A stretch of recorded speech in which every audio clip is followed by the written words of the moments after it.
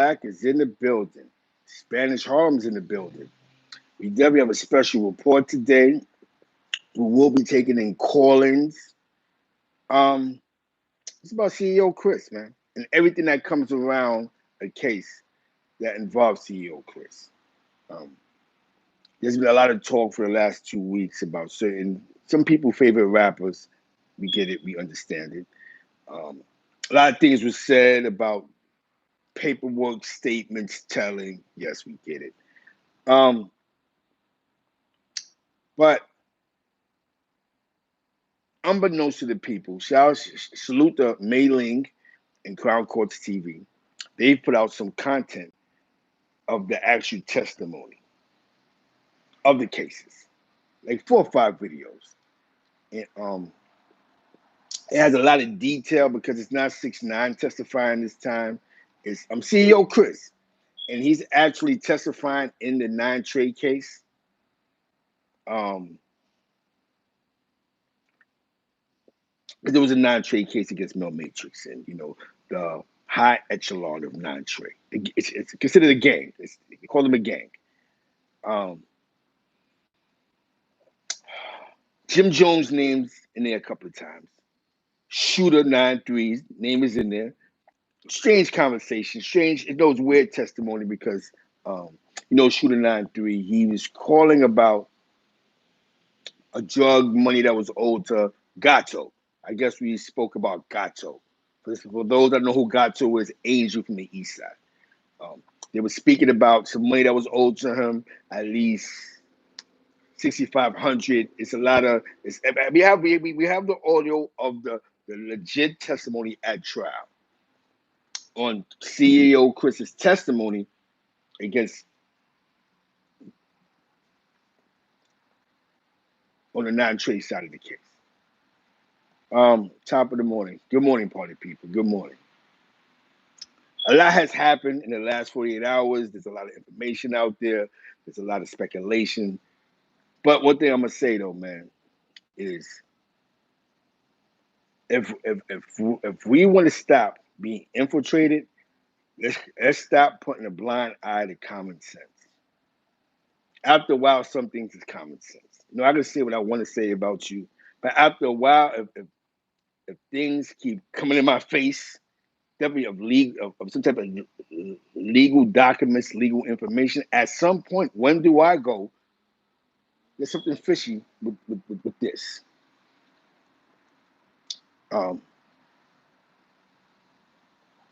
It's sad because it's not a slandering campaign.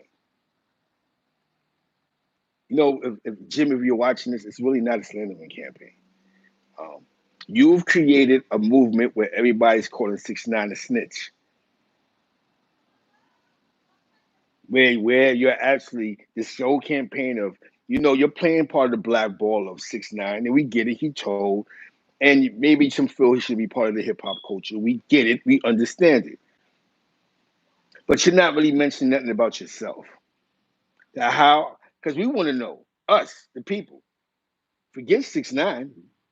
How was you able to get around the feds? Just for us to understand, what is it that we have to say? What is it that we have to do to get around the feds?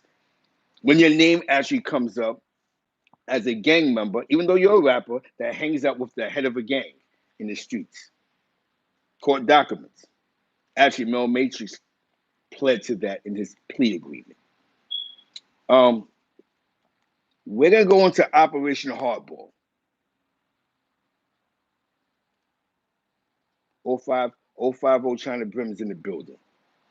We're going to go into the first one before the whole 9 Trey case. What helped create CEO Chris to be coming in the informant. 34 charged in ring that sold potent new drug, prosecutors say.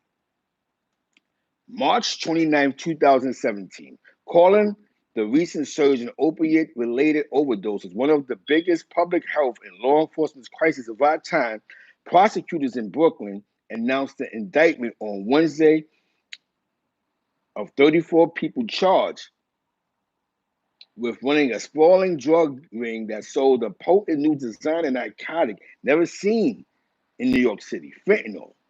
Fentanyl, or white China, as it is sometimes known, is a chemical analog of fentanyl, a synthetic painkiller that can be used as much as 50 times as powerful as heroin and has been blamed in some areas of the country for killing more people than heroin itself.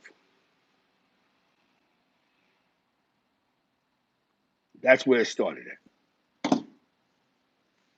For those that may not understand what fentanyl is, they got this. They're using fentanyl and oxy pills now. They use fentanyl for to cut away heroin.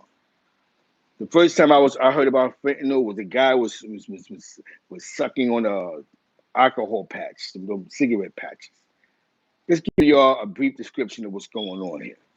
Now I'm gonna give y'all some testimony. You know what I'm saying? Salute the Crown Courts TV, cause we gotta salute the brother. Like I told you, this is just us doing our journalistic duties. That's all we're doing. It's not a slander. Like I told you, we're not here to slander. Doesn't matter, because we understand that 6ix9ine told. We understand that he may not be the toughest guy in the world. But let's not forget that your name came up in a lot of this case as well. And you never explained yourself. I could give the 6ix9ine a little credit, right? At least he explained why he told it, the things that he did. He doesn't hide from what he's done. But we keep beating him up. Why? And I want to call us. I'm trying to figure this one out. But we keep beating him up. But I never heard Jimmy or Shooter 93 never say that, how your name come up as something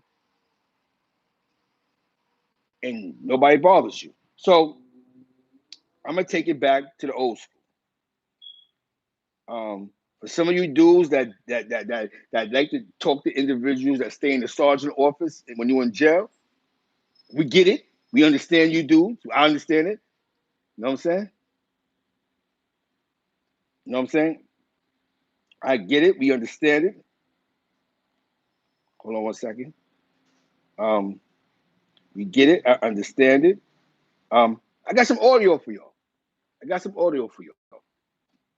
This is coming from Crown Courts TV. I got permission to use the content. For those that didn't catch it yet. Okay. And did you discuss during your recorded calls with Mel Murder the business dealings that you and Mel Murder had with Shotty's cousins? Yes. Ms. Harney, if we could please pull up Government Exhibit 313, and if we could have the jury turn to 313T, which is not divided into any subtext. I'm going into it. Mr. Abel, I think it would be helpful to... Do y'all hear me? Y'all hear this? Do y'all hear it? Let me know if y'all hear it. You hear it? I apologize, Your Honor. This is a call from October 27, 2018. Thank you. Do y'all hear it? I apologize. Ms. Harney, if we could actually fast forward to 203 into the call, and if we could start on the top of page 4. Apologies again. This will be from page 4, line 1 to end of the call, starting about 2 minutes and 3 seconds in.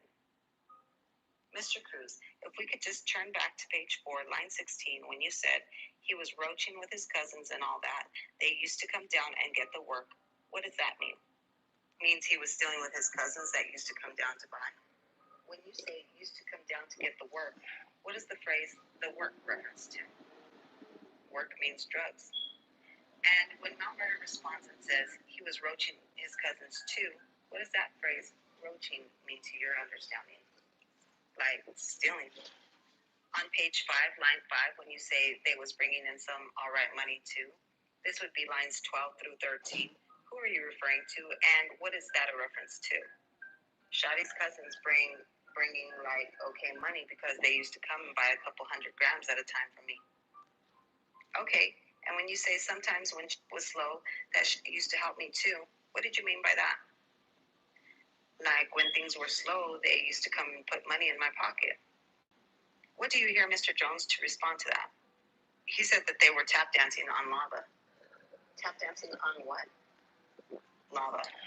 What does the phrase tap dancing on lava mean to you? Like they were doing their thing. They was doing good. Who was doing good? Shotty's cousin. When you say they was buying like 200, 300 grams at a time, what is that a reference to? They was buying 200 to 300 grams at a time of heroin? Yes. Okay. Earlier, just a short while ago, you said you also discussed your dealings with an individual. Withdrawn. You said that during your calls with Mr. Mack, you also talked about a person named Angel Garcia or Gato. Do you recall that? Gato. Gato from the east side. Angel Garcia. Gato. Gato. Remember this. Take notes. Get your pens together. Gato. Gato. Remember that. Keep the notes. Get your pen together. Gato. Yes. Who is Gato? Gato's another member of Nine Trade. Did you have dealings with Gato? Yes, I used to sell drugs with him. I'm sorry? I used to sell drugs with him. Okay, and in what quantities of drugs and what types of drugs regarding Gato? Well, in the beginning, I used to sell Molly with him. I started off selling MDMA, which is Molly. He probably bought around 20, 30 kilos of Molly. After that, Harv did deal 1 or 2 kilogram sales of fentanyl. Would you recognize Gato if you saw him again? Yes. Miss Harney, if you can just show the witness. Now, Gato got caught up in the conspiracy that I read, Hardball, and that's why he's in New York State prison now, going through his issues. Miss, what's been marked for identification as Government Exhibit 803A? What is 803A? It's a picture of a bunch of people. Gato. Okay, and do you recognize some of the people in 803A? Yes. I'm offering Government Exhibit 803A for identification. Any objection? No objection. No, Judge. Received. Just as a reminder, Government Exhibit 803A comes from an extraction of a call belonging to Elder Maya Mack. Very good. Do you want to publish? Yes, Your Honor. If we could please publish 803A. Go ahead. Starting from the top left and going all the way around clockwise, if you see someone you recognize, can you please circle them? And when you're done circling them, tell me. That's evidence. Evidence. Exhibit. You heard what they said. Get your notes. He's a part of evidence. Hold on. That's who you're looking at. That's Big J. For the record, you're circling a person in the back of the photograph wearing what appears to be a red t-shirt. That's Big J? Yes. Who is Big J? He's another member of Nine Trey. Please circle the next person going clockwise that you recognize. For the record, you've circled someone immediately to the right of the person you've identified as Big J, which is an individual wearing a white t-shirt all the way to the left of the picture with what looks like a cross dangling from his neck. Who is that? Jim Jones. Who is that? Rapper. Did Jim Jones Call in. You can call in. have any affiliation with Nine Trey? Yes. Please explain. Says he's Nine Trey. Okay, go on. Part of evidence. Jeremiah Mack. Just for the record, you circled a person wearing a white t-shirt with a white baseball hat in the middle of the photograph? Yes. Go on. And this is Gato, Angel Garcia. And for the record, you've circled the individual on the bottom of the photograph wearing a white t-shirt which appears to have the word creep on it and a black, looks like New York Knicks hat. Okay, can you please tell the jury about how your relationship with Gato formed? It formed by, we used to hang out with each other gambling. From there, we started talking about what we do for a living, and he started telling me that he sold drugs, and I told him I sold drugs. Objection, Judge. Could we have a time and place that the witness is referring to? Yes. Could you tell us when that was, sir? Sometime around 2015. And how did your meeting with Gato affect drug sales for you? He used to sell most of my drugs for me. Please explain. So I used to get the Molly from China, and once they come in, he used to buy all the kilograms from me and sell it to people uptown in Harlem. Did you also sell the heroin fentanyl cut mixture to him? Yes, but it was only 2 sales. Objection, leading judge. Overruled. It was only 2 sales. In what amounts? 1 kilogram. I'm sorry? 1 kilogram at a time. And is there a reason why it was only 2 sales? Because he was arrested. Okay, can you please, when was he arrested? around May 2016. Can you explain to the jury what happened involving your relationship with Gato in May of 2016? May of 2016, before he was arrested. Listen clearly. This evidence that they're talking about, Jim Jones, is part of that evidence that they're speaking about. Now they're speaking about Angel, the drug dealer. That's in part of the same evidence package that the big guy with the red shirt on. Boom, that's Jim Jones. That's Gato. He gave me around $6,500 to purchase a kilogram of fentanyl. I told him I was going to purchase it and charge him the same price that I paid so he could make extra money because he moved a lot of drugs for me previously. So I was trying to do him a favor. After that, shortly was arrested after that. Then I just never paid him back for it. Okay, so you testified that he gave you how much money for a kilo of fentanyl? $6,500. And did you actually obtain the kilo of fentanyl on his behalf? Yes. And what happened after? And is it your testimony that Gato was arrested before you could give him the kilo of fentanyl? Yes. Did you continue to communicate with Gato after that? Yes, I communicated with him. I went to visit him on Rikers Island, and then after that, objection, non-responsive, overruled. So I continued. I went to visit him on Rikers Island. We came up with a deal that I would pay him $20,000 so he could give his lawyer. Okay, how, if at all, is the agreement to pay him $20,000 connected to the kilo of fentanyl that you had purchased on his behalf for about $6,500? So he was locked up and he couldn't sell it, so he wanted me to sell it to the people that he had uptown. And so, how did you know that? Because that's what he told me when I went to visit him with his friend named Hollywood. When you went to visit him with his friend, withdrawn.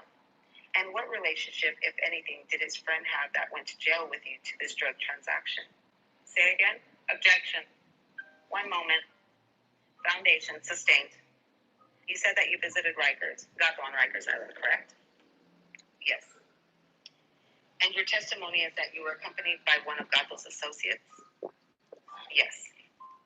And it was during that visit where you brokered a new deal about this kilo of fentanyl that you had acquired on Gato's behalf, correct?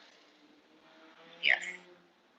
Was Angel Garcia or Gato's associate with you at the time you had this conversation? Yes. I'm sorry? Yes. And what, if any, role did he have in this transaction? He was going to seek out those people and do the sale for Gato through me. And what was Gato going to get out of the sale? $20,000. And you understood that that was going to be used how? To pay his lawyer. And what were you going to get out of the sale? Probably over $20,000 also. Okay, and how did that work out? It didn't work out. Please explain. I had a lot of kilograms, so I wanted to sell my kilograms first. Gato got impatient, so then he started putting threats out to me. And then Mal Murda told me just not to pay him if he's threatening me. And did you follow Mal Murda's advice to not pay Gato back? Yeah. And what happened as a result of that? Nothing really, just argument. I'd like to show you what's been marked for identification as government exhibits 405, 407, and 408. And actually, I'd like to just draw your attention to the first and third of those documents. Do you recognize 405 and 408 for identification? Yes. And what do you recognize 405 and 408 to be? That's me, and then 408 would be Hollywood. Okay, and are those records of your visits to see Angel Garcia while he was locked up? Yes. I'm offering government exhibits 405 through 408 into evidence pursuant to the government stipulation, government exhibit 1005, which relates to correction records. Any objection to the receipt of exhibits 405 and 408? Subject to the stipulation, Judge? No objection. Subject to the same limiting instruction as before? Correct. All right. Ladies and gentlemen, I will receive government exhibits 405 and 408. The same instruction that I've given you now several times, including today, equally applies to this evidence. Again, The evidence of particular people's presence in jail is being received solely to explain the context of calls or visits or communications. You are not to consider the evidence that somebody was in jail for any purpose other than that in your deliberations. Go ahead. Your Honor, may we publish Government Exhibit 405? Yes. What are we looking at here, Mr. Cruz? It's a visiting report. Ms. Harney, if you can please just zoom in on the two photographs at the top right of the document. Who is that on the top? That's me. And who is the photograph of below? That's Gato, Angel Garcia. Ms. Harney, if you could pull out of here, and if you could please zoom in on the words to the right of the word checkpoint on that row. And I'm just going to read it into the record. It says, visit date Friday, July 8th, 2016. Ms. Harney, can you zoom out of there, and can you please just go to below the word checkpoint to the first line with the timestamp? And it says, just for the record, under the word time, it says 7:56 a.m. Facility says central visit. Status says registered. Ms. Harney, can you please pull up Government Exhibit 408? Who do you recognize in the top right photo there? Hollywood. And who is below him? Angel Garcia. Ms. Harney, starting with the word checkpoint, zoom in all the way to the right through the visit date and down to the time.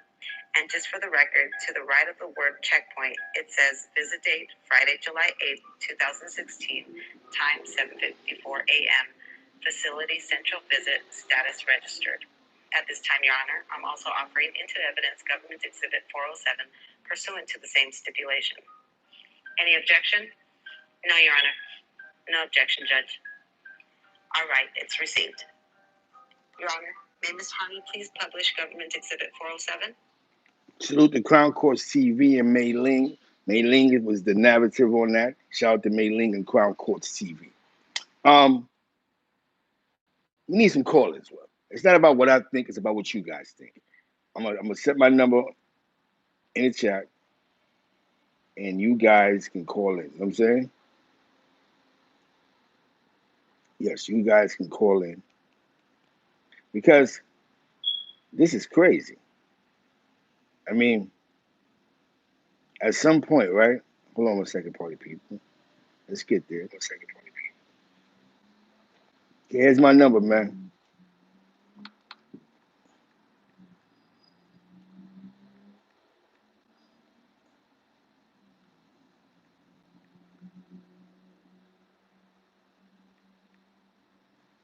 Call up, man. Tell me what you think, man. Tell me what you guys think. It's crazy. You know what I'm saying? Because it's not about it's crazy, man. The streets is dirty, man. The streets is dirty, man. It's a dirty game in these streets. And if we keep playing this game with the streets, man, it leads to the penitentiary. You know what I'm saying?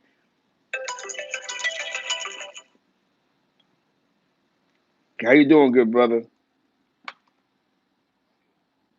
Hello? Hold on 1 second. Hold on. Hello? Yo. Don't play no music in the back, please. Okay.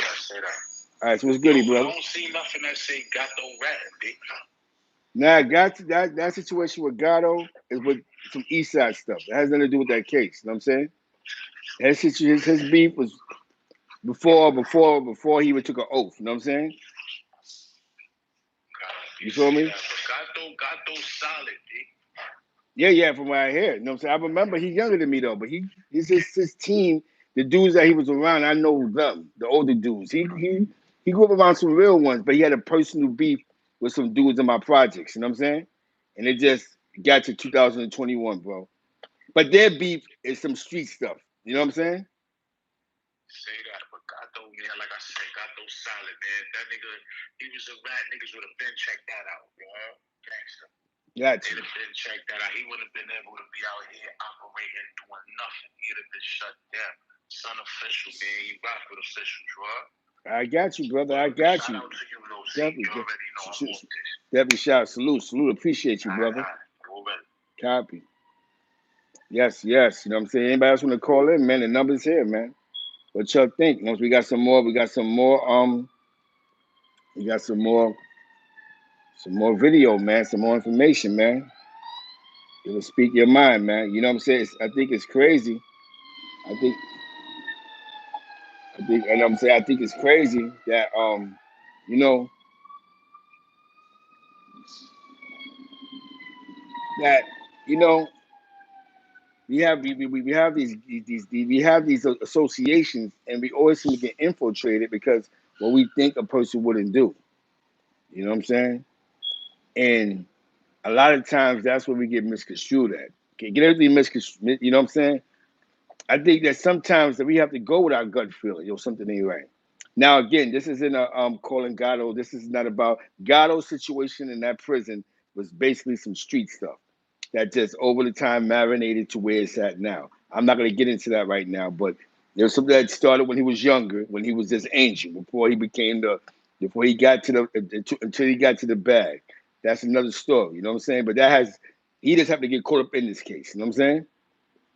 And the game is dirty, man. The rules is tormented. People are put for the bag.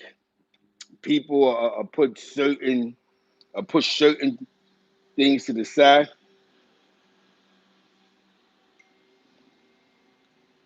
I put certain things to the side. Hold on one second. Hold on one second. Hold on one second. Hold on one second. Need you 1 second. Got it. Yeah. So what it boils down to is, sometimes we as a people gotta go with our gut feeling. Definitely when it comes to information. You know what I'm saying? Like I said, like a situation that's going on between some individuals in the penitentiary. That was before the gang stuff. So it is what it is. You know what I'm saying? You do the right thing happens. Sometimes some people stand by when you do the right thing happens, and they keep it quiet. Now, the amazing part about this, right, is that, you know what I'm saying? The amazing part about this is, and this is the part that's even more amazing. I'm about to get to another segment out of Crown Courts TV, because I can sit here all day and just talk. But I want to ask you a question, right? How many times does a man's name has to come up in an indictment before somebody finally goes, wait a minute, something ain't right here? You know what I'm saying? Shout out to E-Band Films. Go follow him, subscribe to him. Uh-oh. He's talking about Shotty. Hold on 1 second. He's talking about Shotty. How y'all feel about this? Crown Courts TV. 450 grams that he never paid me for. So he was like saying that as a reference to the time that Shotty ran off with the money that he's supposed to pay me. This is CEO Chris. Oh, hold on 1 second. Oh, hold on. What's poppin'? What's good? 050 in the fucking building. What up, man? Chillin', man. Chillin'. You hear the audio? The audio is crazy, right? That's yeah. I just, you know what I'm saying? I'm just gonna speak about what Duke was saying, Gatto is silent and all that. You feel me? Yeah. Like I understand he's silent. I'm not even gonna say he ain't silent. I don't know. I just know what happened to him just now. Yeah. And if you go to my page, the paperwork is on my page. That's for niggas just cleaned him up at Fishkill and he ain't do nothing. And that's a fact. Niggas just washed him up at Fishkill. So how is he silent? You know what I'm saying? But either or. Now, as far as Jim, I had to put my input on Jim and Shooter. You know what I'm saying? They never, out of all these rap songs and all this bullshit Shooter been putting out, which I respect Shooter, I love his music. They never indicated nothing about them being involved. I never even knew Shooter was involved until we got the paperwork, until this shit opened up. You feel me? Yeah. But he never spoke about him being a part of this case. He always stood anonymous in this case, like Jim. Now the paperwork is out, and they still have nothing to say. Like, it's all over the world. Y'all is part of this case. How did y'all get out this case? That's a Fact. They got in the case shooters dealing with the money. It's facts. Yeah. It's in the transcripts. Fact. They got also in the transcript, Jim Jones' name is all through that. You know, I just had to call and state my opinion because my opinion is facts right now. Yeah, fact. And I don't understand how niggas gonna keep on jacking niggas and saying, all right, this nigga salad or this nigga salad. It back at the nigga history. There's a lot of niggas I thought was salad. Until 5 years ago, a nigga told me, yo, son, you know, such and such wasn't with him. Yeah, he a move. Yeah, he got punched in his face. You know what I'm saying? You can't. You know, at the moment when you was with him, you could say, when I was with him, he was solid. But I don't know afterwards. You understand what I'm saying? That's a fact. That's a fact. That's the only thing that I got, you know what I'm saying? I had to pull up and let you and let it be known. You know what I'm saying? That yes. You can't be silent if you hold it out on shit. Yeah. Information. You know what I'm saying? Information. You can't. If you ain't bringing up like Jim and Shooter, they never brought that they was a part of it. So how that's being silent? But they always talking about 6ix9ine doing this, 6ix9ine doing that. Let the world know your part. That's the only thing I don't see. I got a problem with that. Niggas always calling niggas silent, niggas is this nigga, niggas is that nigga. Real niggas know. Real niggas know. As far as, if you're incarcerated, you could be with a real nigga and go home and hear some bullshit about him. And in your mind, you be like, yo, this was a real nigga I was around. Or because Jim Jones and Shooter got a little bit of money, money don't make you real. It definitely doesn't. I know a lot of niggas who fucked up, but got principles, and the only reason they fucked up because they got principles. They not selling themselves. Exactly. You know what I'm saying? The man lied to everybody. These niggas saying that they didn't have no parts in it. So now what niggas gonna say, oh, the transcripts is oh yeah, they made up some transcripts now. Cut this shit out, man. Cut the shenanigans out. Please, more niggas just cut it out, man. It's out there, it's facts. Like, what else y'all niggas want? Nah. You know what? You know what, China? Yeah. You know what, China? Sorry for cutting you off. You know what it is? I call these people, they're the reason why these gangs that they're a part of gets infiltrated. Because what happens is you become a fan of a person, right? Now, I want to ask you a question, right? Now, feel me. They just said Jim Jones was a part of the evidence as he read it off. He just wasn't a guy in the picture, a part of the evidence of whatever he read off, right?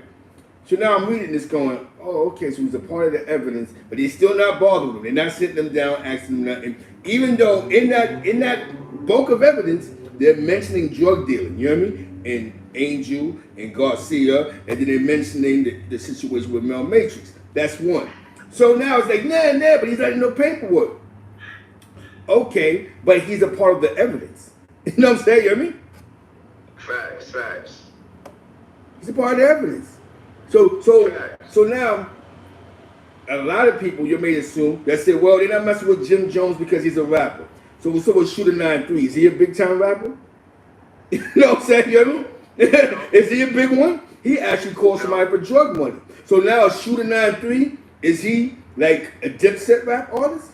So now again, let's stop. Because y'all say you want to teach you something, then be honest with you, you can go, yo, no, you see something shaky or shady, and you see dudes picking and choosing their fights, get away from them because it might get you killed or locked up. They're not going to say that. Y'all going to sit and waste 80 comments trying to make sense. But back, China, y'all, they did all the 6ix9ine, they did all the 6ix9ine bashing.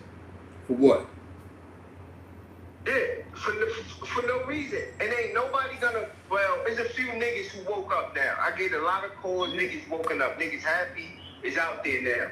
But you still got these other niggas thinking that these niggas is solid. Being solid is speaking the truth, being honest. You know what I'm saying? Ain't hiding nothing. It was facts that them niggas indicated that they wasn't involved in it. But we got facts that they was involved in it. They got paper trails stating that they was involved with it. How the fuck you I don't like. If it's a regular nigga, if this was a regular nigga, niggas would have left him. Niggas would have shot him, killed him, or anything, or just abandoned him. He'd have been known as a rat. Yeah. He's been known as a But rat, just because this nigga is a celebrity from Harlem, or I don't know what the fuck niggas seeing him, I don't get it. Niggas idolize grown men. How the fuck you a grown man and you idolize and you sucking another nigga? Listen, you idolizing somebody so bad. And that shit is crazy. And it's crazy, bro, because as we're taking in information and then having this conversation, listen, we know that there's some people that's not gonna agree. We get it. They can agree. Oh, you're clout chasing. Okay, I understand that. But don't get to the point where it's like, where's the paperwork? His name ain't on a piece of literature. And we're reading a federal case where first it was the paperwork. First we clout chasing. It was where's the paperwork? We got the paperwork. The paperwork now. Now what y'all niggas gonna say? Just being a friend? Tell your kids. Listen, now we show this. It's facts that we show the paperwork. Hold on 1 second, China. Don't hang up. Don't hang up, brother. Don't hang up. Hold on. Yo, who this? It's me, man. Who's me? Who's me? China. Huh? I called there first, talking about gato salad and all that. Yeah, all right. My nigga, Chon acting like a nigga never get. Like, yo, Chon, was you there when he got popped on? No. Nigga, my homie put that work in, nigga. Fuck wrong with you, nigga? I'm a big fool, nigga. Yeah, you damn right. My eyes was there, nigga. Say that. I say that. Yo, why you put this nigga up anyway, man? Yo, like, you not even involved. Nigga, you don't even know you not even involved, nigga. Why are you talking to this nigga? Hold on. You not even involved. I just heard it. What's your name, nigga? 050, nigga. We ain't doing that. What's your name, nigga? We ain't doing that. What is your name, nigga? What is your name, nigga? He gone, Charlie. He gone. I know who that was. Get the fuck up off this, nigga. Let's go back to where we was at. Get out of here. Yo, pull that nigga up out of there, man. Yeah, he's not. He be all right. He pull just. That nigga up out of there.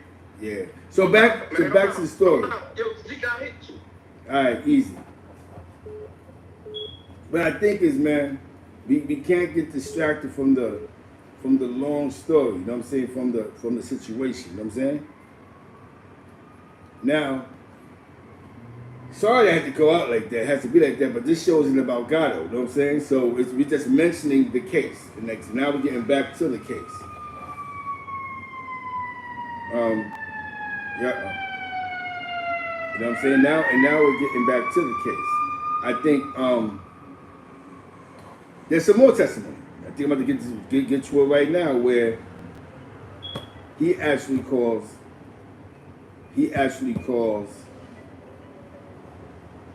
Shadia Roach. Now, yeah, he actually calls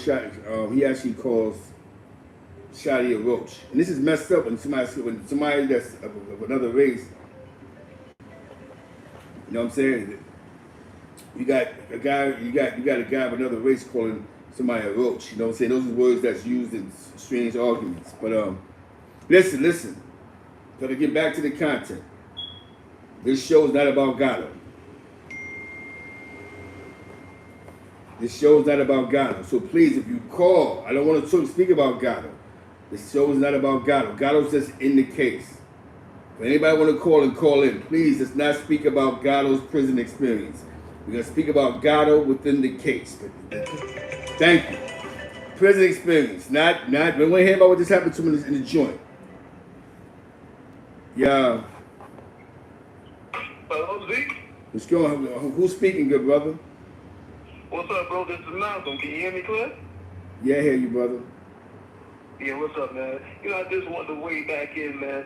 And I'm still getting on this Jim Jones guy, man. Now you got Shooter up in there, too. It's Look, crazy. Let me tell you, Now you're right. Go ahead, brother. Now keep talking. It's your floor. Okay. Now I'm saying we add up the pieces, man. First of all, they said they had nothing to do with it, right? Now, you're being mentioned as you are in evidence. You are included in this case as evidence. You heard that, right? You heard it. Yes, evidence, not just you just talking. Go ahead, brother. I just want to make sure you heard that because they don't. We heard something that was deep.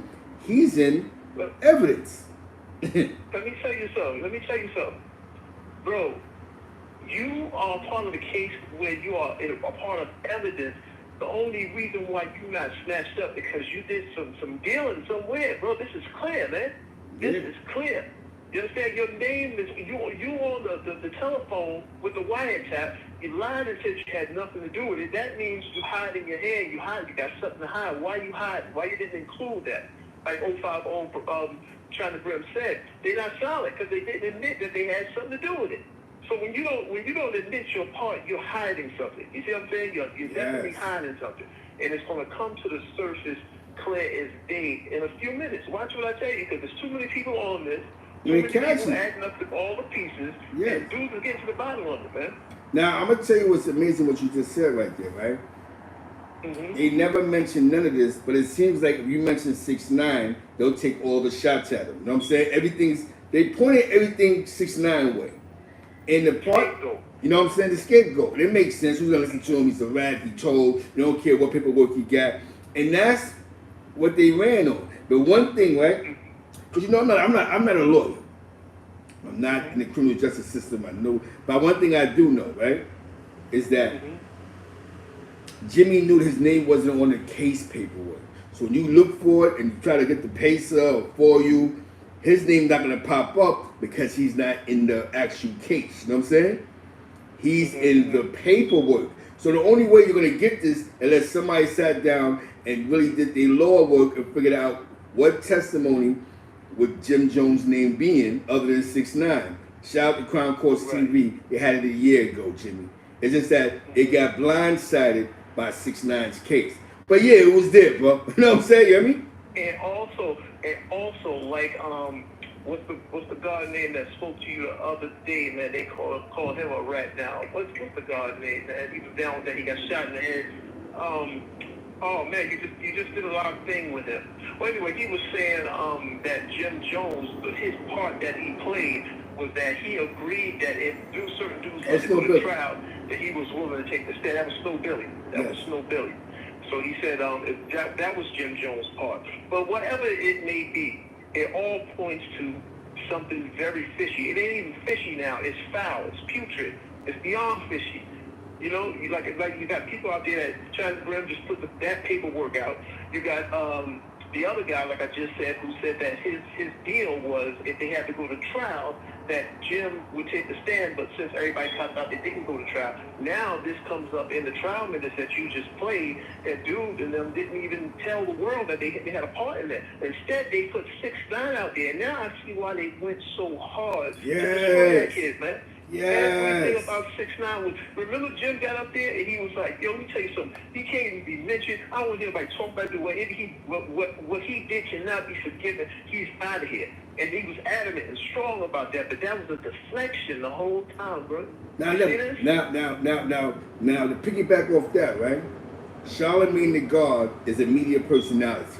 Now, a lot of the newbies, they look up to him. You know what I'm saying? Charlamagne the God. He's not a DJ. He's just a guy that's a good personality.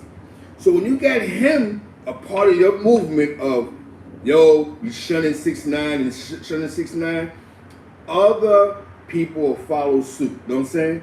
Yo, you're not jacking them. We're not jacking them. Yo, you're not. People follow certain people.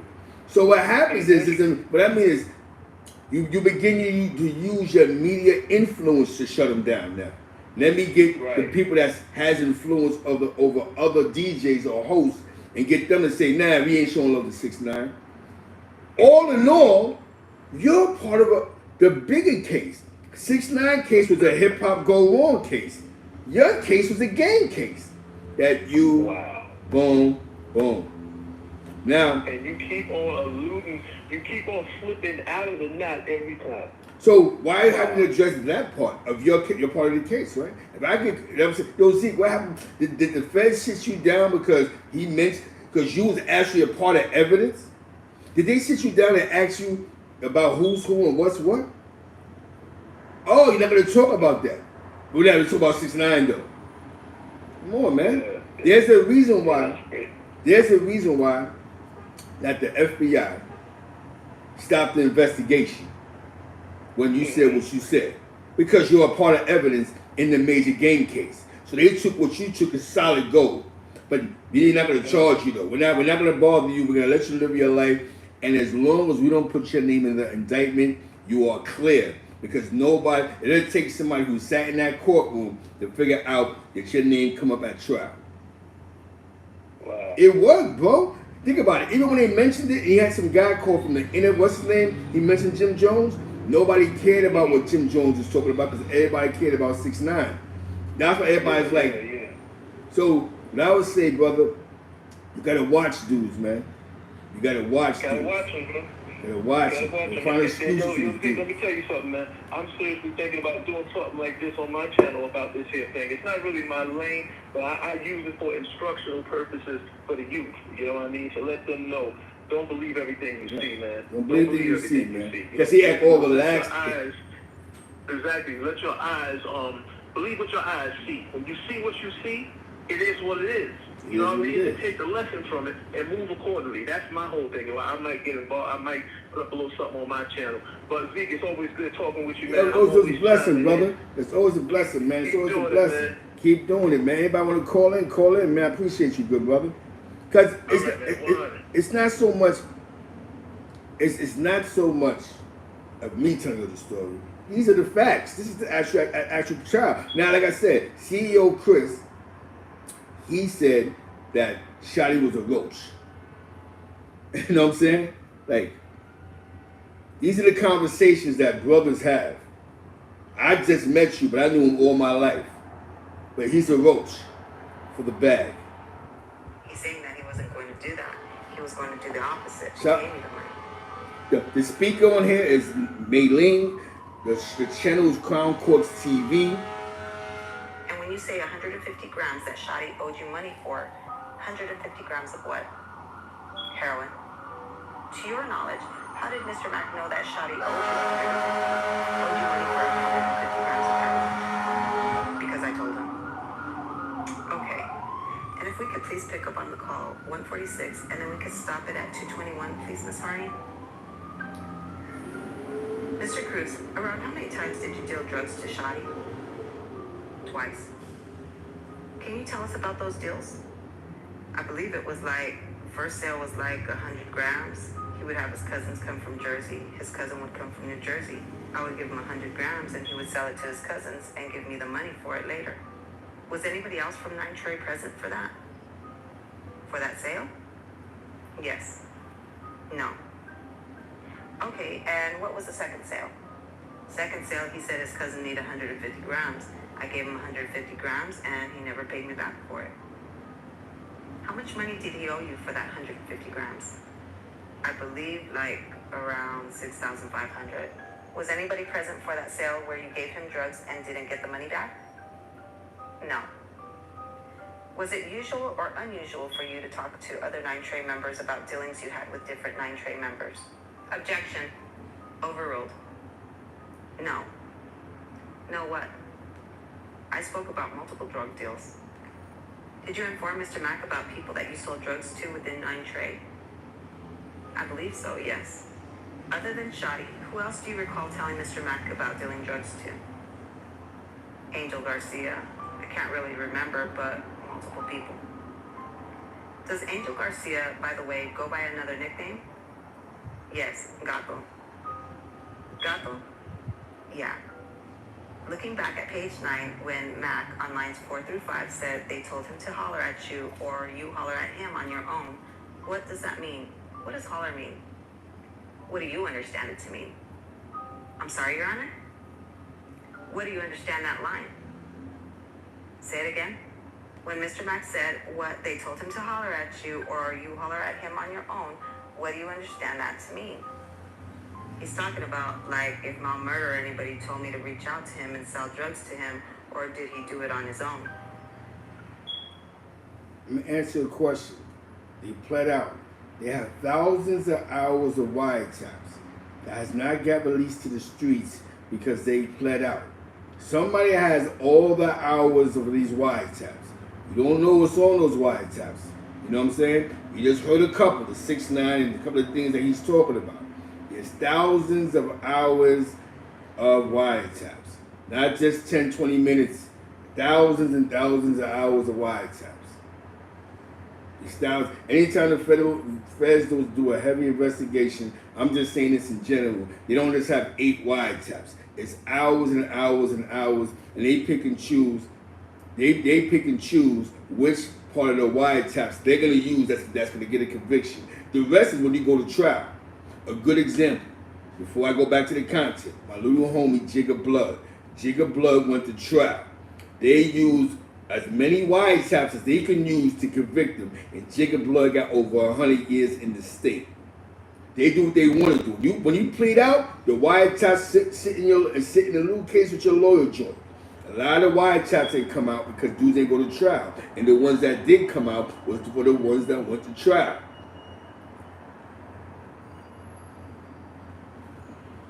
Hold on a second. So I definitely respect. I definitely respect. Salute to Sincere, but they have crazy hours of wiretaps. I wish we could get those. You know what I'm saying? And on lines 10 through 14, when you say he would still fuck with him and then pull a move, you know what I'm saying? That ends probably split the little chump change. What are you referring to? Meaning that Mal Murder probably told Shotty to do it and kept the money on the low. They would split the money on the low. What do you mean by on the low? Like it was between them. Mal Murder could have told Shotty to run off with the money, and Shotty would have gave Mal Murder half of the money. Okay. In addition to this call, are there other calls where you discuss this debt from Shotty with Mr. Mack? I believe so, yes. Ms. Harney, if you can please pull up what's in evidence as Government Exhibit 304A. And if the court can have the jury, please pull up the corresponding transcript, which is 304T. And if we can play the first 2 minutes and 15 seconds of that call, which will take us from the beginning of the call to page 4, line 11. Go ahead. And this is, for the record, a call from July 21, 2016. Your Honor, may I just confer briefly with my colleagues? Go ahead. Mr. Cruz, without replaying the actual calls, what I'd like to do is just direct your attention to various portions of the transcript. And if we could just start with page 2. This is where it says 304A on the top. First of all, on line 2, where you say, I was just telling Roe, what is that a reference to? Roe murder. And on line 8, when you say, now I'm talking about Shotty, and then on line 16, where Mr. Mack said, you did the little runaway move too, can you please tell the jury what you understood that to be about? That Shotty did the runaway move, like take something and not pay you. What something is being referenced here from your understanding? Heroin. How much? 150 grams. If we could turn to page 3, line 5, where Mr. Mack says it was small or it was a lot, and you say in response, actually, the further response, what did you understand that question to mean? He was asking, like, was it a big amount of money or a small amount of money? And you, in response, say, to me, everything's small? Yes. And when you go on to say, to me, it's like, no, 6,700, what is that in reference to? To the 150 grams? Okay, and when Mr. Mack asks you on line 12, oh, you did straight baby or the other can you tell the jury what you understood that question to be? Straight baby, well, baby means money, like I said earlier. So he said, did you do straight baby? So that means... Tony Hayes, this is the trial. This is actually the trial transcripts. This is actually them sitting in the courtroom and him being cross-examined by the prosecutor. This is actually CEO Chris on the stand being cross-examined by the prosecutor. Anything that you're hearing on Crown Court's TV is court testimony, trial testimony. This isn't grand jury minutes. This isn't no Brady hearings. This is actually the testimony at court. Shout out to Mei Ling. Shout out to Crown Court's TV. Baby, or the other would be heroin. And when you say nah, $150, so yeah. What do you mean when you're saying $150? 150 grams of heroin. And when Mr. Mack says regular, what did you understand that to mean? He's just saying like, yeah, okay. Okay, and then when you, on lines 24 to 5, say, whenever you're ready, I'm ready, that's it. What is that in reference to? Say it again, which line is it? If you need to orient yourself by reading a few lines before that, please do so. But I'd like to know is what you mean on lines 24 to 25 when you say, whenever you're ready, I'm ready, that's it. Like, whenever he's ready, I'm ready, as far as like, whenever he's ready to make the sale, I'm ready. And when Mr. Mack responds at the top of page 4 saying, yeah, I don't need like ends hollering me, you know what I'm saying? That's why I do my own thing, D. What did you understand him to mean? He doesn't want people reaching out to me like to take his drug connect.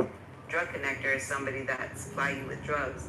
He wouldn't want somebody else to come in and cut him out the picture. Okay, Miss Harney, if we could please now pull up 305B starting at 28 seconds in. You know what's so sad? This absolutely has nothing to do with 6ix9ine. Nothing at all. If Jim Jones or whoever's going to be mad at somebody that's involved with this case, you're supposed to say F CEO Chris before you say F the Rainbow Sensation. Has nothing to do with 6ix9ine. No money that he put in, nothing to do with 6ix9ine. You was actually functioning with CEO Chris. You know what I'm saying?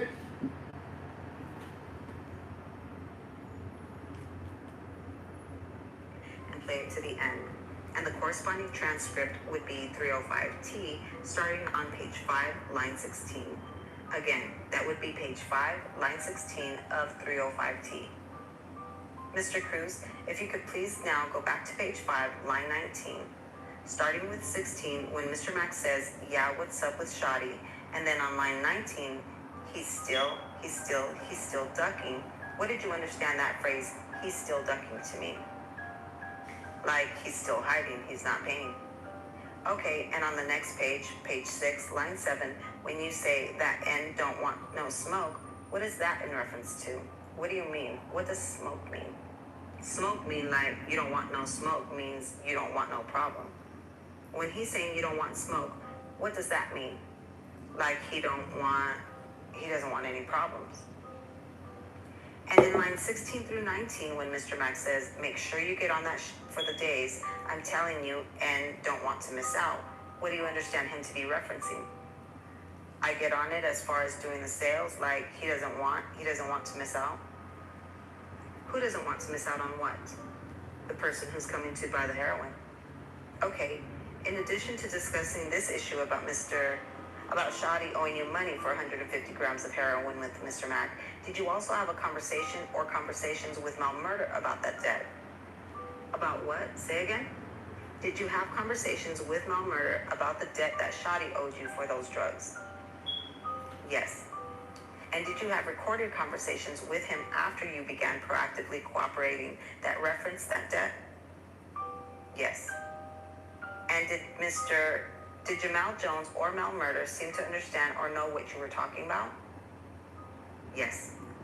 Ms. Harney, if we could please, I'm going to offer, if it's not in evidence already, Government Exhibits 312 and its subdivisions pursuant to Government Exhibit 1003, which is the wire stipulation. You're offering that now? I am, Your Honor. Any objection? No, Your Honor. 312 is received. I'm also offering the corresponding transcript, 312T. It's received as well. I'm sorry, the subdivisions are 312A through E.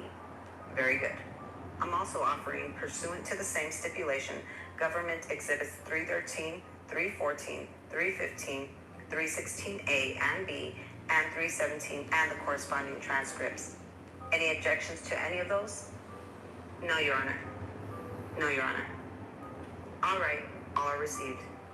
Now, Ms. Harney, when you're able, if you could please just pull up Government Exhibit 312D, and if the court and Mr. Cruz and the jury can please pull up the corresponding document, which is in evidence as 312T, it's page 6, is the corresponding transcript. Mr. Cruz, during the first part of the call, who is the person who is doing most of the talking on the call? Mal Murder. And when Mal Murder says, he want a problem with Shoddy, and that's just the bottom line. He want to expose Shoddy to me. He want to show me Shoddy ain't who I think he is. That portion of the call. Who do you understand Mal Murder?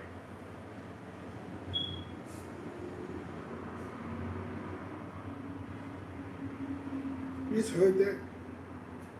He just said that Mel Matrix wanted to show CEO Chris that Shotty really wasn't the guy who he portrayed to be. And this is...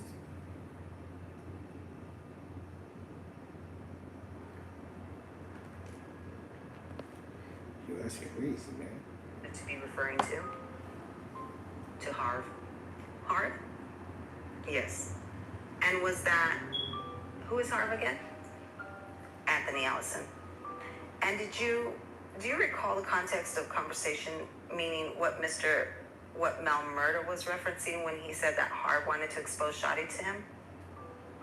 No, I don't remember. Okay. When Mel Murder goes on and says, but I said that's the same YB was about to do, who is YB? Me. And when Mel Murder said, I told Harv when the first started, I said YB is about to do the same I think that Shotty's just the type of end that think he'd blow his gun or keep the hammer on him. What do you understand Mr. Jones to be saying? That Shotty thinks who he is because he keeps a gun on him and he'll shoot his gun? And when you said with the 6700, and Mel Murder then responded 6700, what was that in reference to? The money that Shotty owed.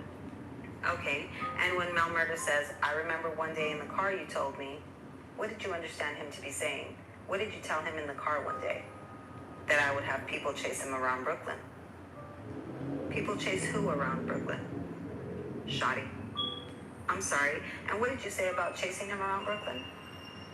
I could have other people chase Shotty around Brooklyn. I'm sorry, did you say you had other people chase him around Brooklyn? No. Or you could have. I could have. When you say chasing around Brooklyn, explain what that means to the members of the jury. It means I could have people shooting at him, like chasing him. And you could have people chasing or shooting at who? Shotty. Okay, and what was that in reference to? Because he ran away with money that he owed me? And did you, in fact, have people chase after or shoot at Shotty because he owed you money? No.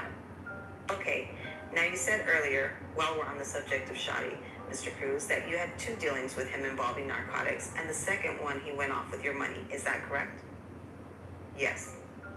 And I believe you testified earlier that those deals were purportedly for the benefit of Shotty's cousins. Is that correct?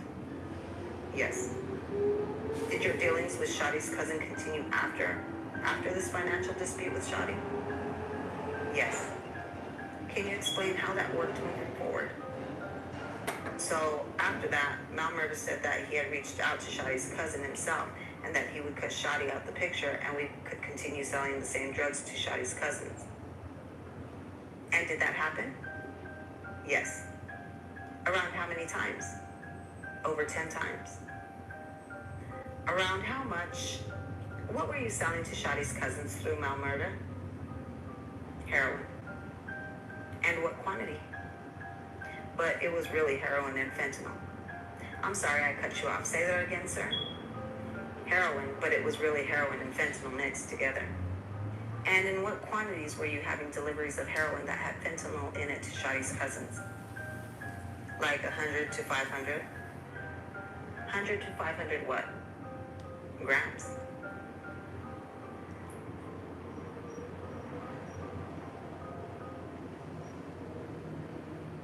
Now, we got, this is a guy sitting at court who was the informant, breaking down the loyalties over that bag. Again, this has nothing to do with 6ix9ine. That bag, I told his cousin, don't mess with him no more, deal with us.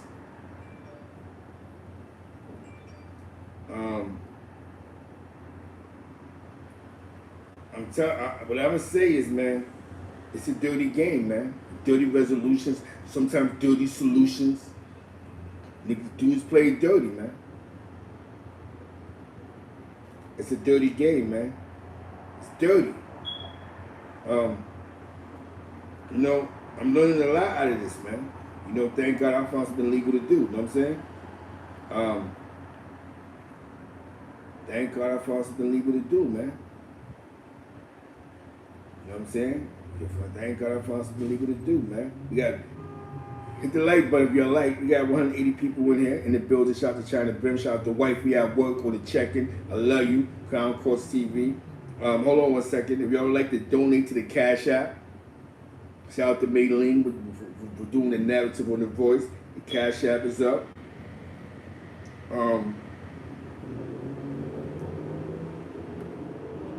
I do this. Don't say I do this for you guys.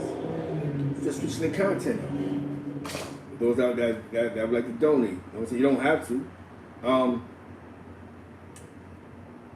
We're hearing the griminess. We're hearing a lot of griminess. We're hearing a lot of grimy. Now check this out. There's another one. Chris testifies about his old cases between Treyway members. This may be interesting. CEO Chris is on the stand. The videos that I'm playing is live testimony from Crown Courts TV. The narrator is Mei Ling. Hold on. Would anybody like to call in? Talk about that last segment we just played, because I think some people got some things they want to get off their chest about that. How y'all feel about that? The cutthroat conversation. You know what I'm saying? I think there's a lot of cutthroat going on right there. I mean, this is bigger than Jimmy. You know what I'm saying? There's a lot of cutthroat going on there, man. I truly believe that, it was a disaster waiting to happen. You know what I'm saying? Whoever like to call in, call in. But we're not talking about somebody that got assaulted in the prison. We're talking about the subject and matter. You know what I'm saying? I'm gonna call in, man. Because before I get to the next segment, so I'm just showing you, we're giving you a brief description of gang, a gang from the inside. You know what I'm saying? We're giving you a brief description of gang from the paperwork. And it definitely is a dirty game, man. I mean, the rules have been twisted. The rules have been tormented. And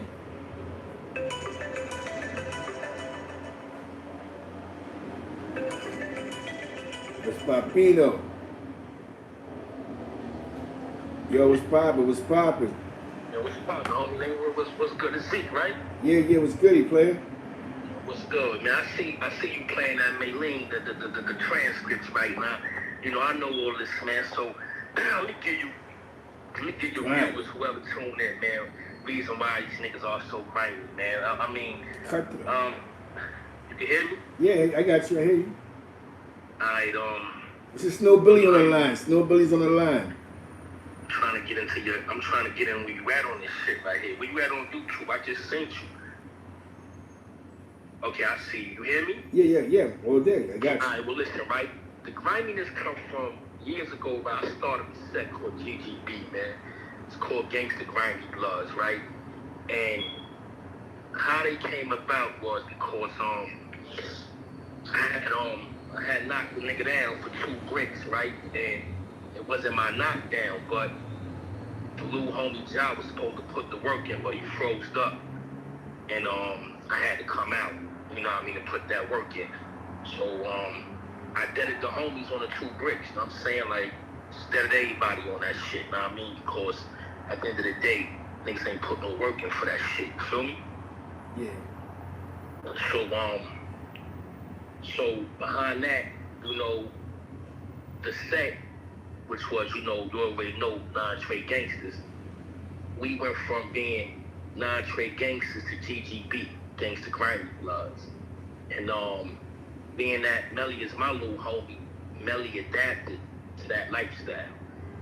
You know what I'm saying? And yeah, I admit, it's a grimy game, man. I mean, this ain't no rules here, bro. If you ain't willing to play this shit, stay the fuck out this shit. You dig what I'm saying? Because nobody playing by no rules, man. Niggas is playing to win. That's what a lot of these dudes in the comments, these spectators, they don't know this game, man.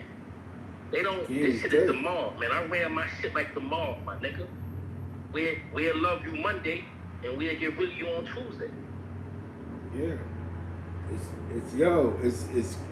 It's crazy. So when dudes talk about, It's fucked up, man. So you know, niggas gotta play their position, man. This niggas been doing this shit since they've been 14, 15 years old. You gotta understand, when I came off the island, hold on. I came off the island, right? And I brung the non-trade gangsters to best stop. Everybody that was young bloods converted over to non-trade gangsters. You get what I'm saying? And all them those my guys. I taught them how to play. Like, we not playing fit. And if niggas can't stand the heat in the kitchen, niggas gotta get the fuck out. You know? For them good niggas, stay in school, stay on the sideline, shorty. I'll be the first one to tell you I've been a grimy nigga. I mean, I ain't so much of that right now, but you know, this is what it is. Dirty game, man. It's a dirty game. Yeah. You know, so I see niggas in the comments. Yeah, like Melly is my best friend, but was I gonna knock Melly head off? Of course. Yeah, exactly. Now, you know. And when I went to Melly funeral and kissed him on his forehead after that, of course. Yeah, I said a bunch of dudes put. Yeah. It's weird because you know we didn't pay attention. And let me say something right when they say I rat. Let me check these stupid fake ass motherfucking niggas in the comments, right? You don't know the difference between a rat, a corroborator, but none of that. These dudes is just so fucking corny, bro. You hear me? They corny as hell, man. I wish I had the ability to round these niggas up and I'll put all these niggas hanging from a tree. You hear me? But unfortunately, it don't work out like that, because these niggas is just corny, man. But when it comes to me, I corroborated against myself. Okay? I had to go to court and admit what I did. I didn't corroborate against nobody on my team. I had to go to court and admit to all the allegations that was placed against me. So that's when I had to corroborate against me on myself, no one else. Yeah. You don't see my name on nobody's paperwork, do you? I never seen it. I never seen it. Right, because I had to corroborate against myself and the shit me and CEO Chris did. So for these stupid motherfuckers who don't understand this federal court law, they just spectators, man. And that shit really, like, you know, I can't even get mad. It's like getting mad at a dog for barking at the moon, man. These niggas are school kids that's in the comments, man. These niggas ain't never really played this shit. I come from one of the most notorious schools that come out of Bed-Stuy, man. This is how Melly and them niggas get their behavior from. Because where I got my behavior from. Yeah, you know what's crazy is that, you know what's crazy? Now, you know what's crazy, Snow? Is that I can tell you, right?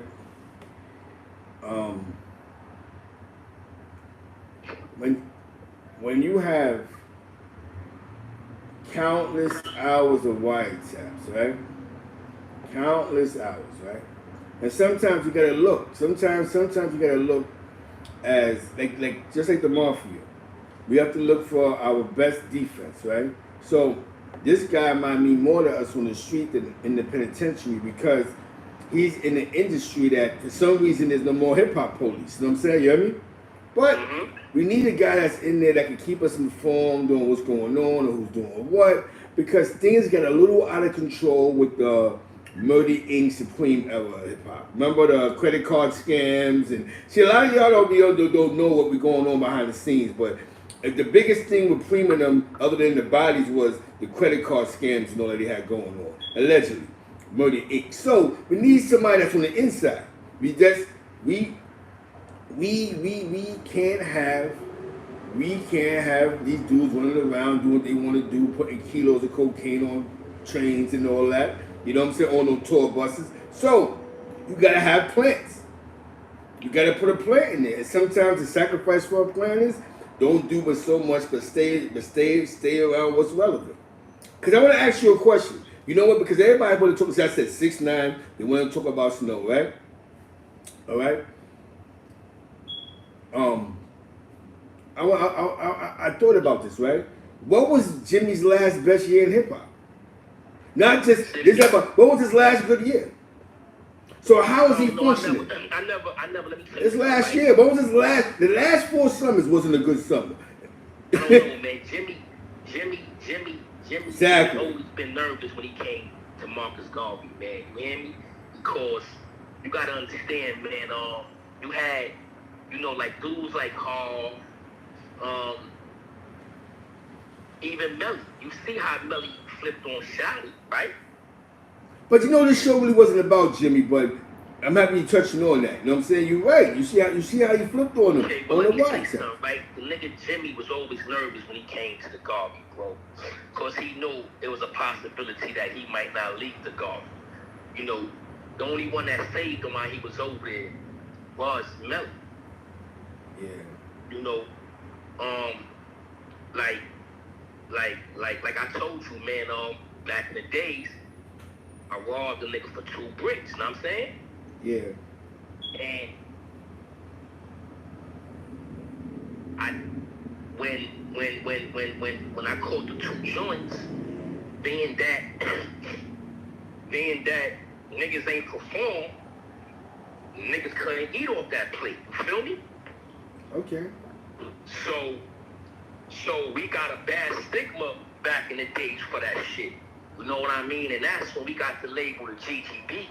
That was like 1996, you know what I'm saying? And that shit carried with niggas, and niggas took that form of life on. So it became a dog-eat-dog world amongst the set.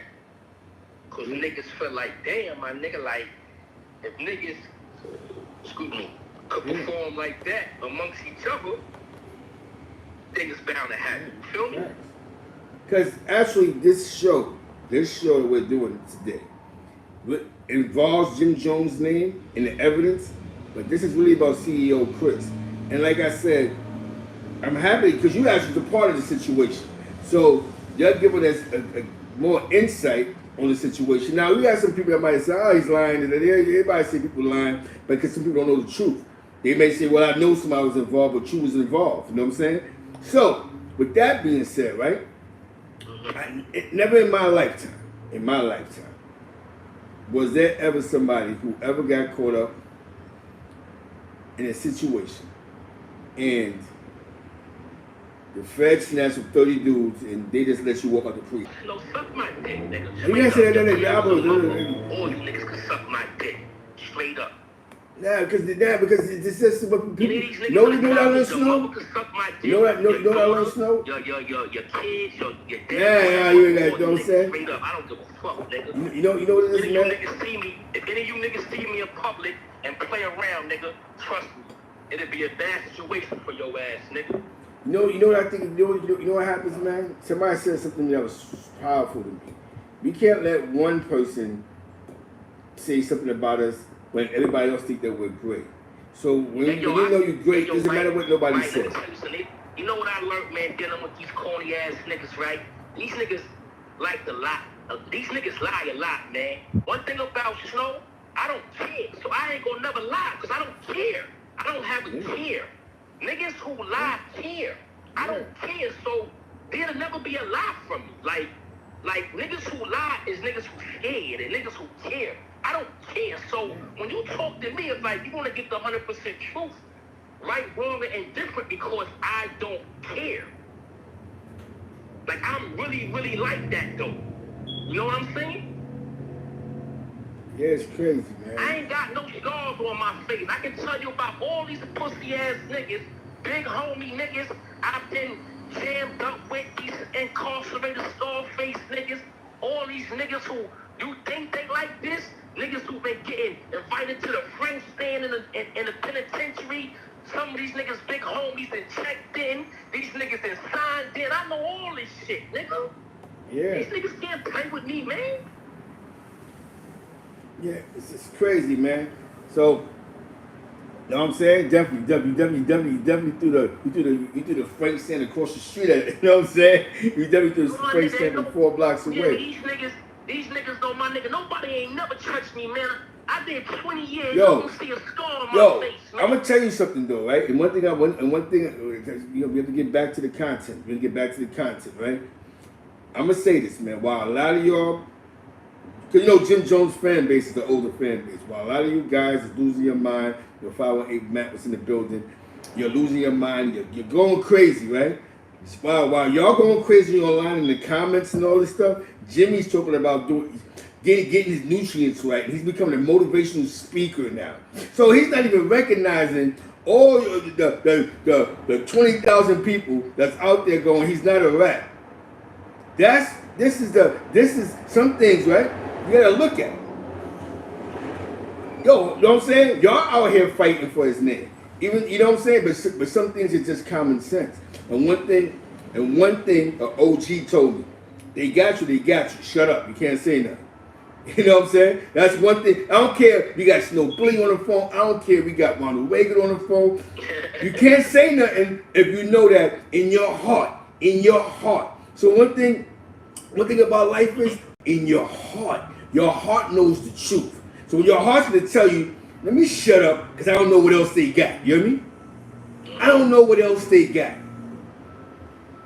The testimony ain't fake though. That's the whole thing. The testimony ain't fake. He's actually in evidence. Believe me, if they took more out that evidence batch, you know what I'm saying? You know what I'm saying? You know what I'm saying? So what I'm gonna say is, sometimes we can't, and this is important. Yo, this is it, because they all copped out except 2 of them that he wasn't a part of their case, brother. So why would Jim Jones be testifying against Nuke when he wasn't a part of this case? Right. You know what I'm saying? Why would he be testifying against Hall? The only thing he had to corroborate against was that wiretap, and what was spoken about in that wiretap, that them dudes that went to trial. And we're going to speak about it, you know what I'm saying? Yeah, this is just some things is just, some things is just, you know what? Some things is common sense. My man was messing with some dudes, they call it, I'm not even going into that. What I'm saying is, we're going to deal with reality. Y'all want to see paperwork. You want to see this. His name is in evidence, right? I'm going to tell you one thing he's not going to produce. He's not going to produce when the Fed sat him down and asked him about gang. You hear me? He's not going to produce that paper. And the only reason why? Because his friends copped out. Whoever his target was to cooperate against is copped out. He would never show that paper.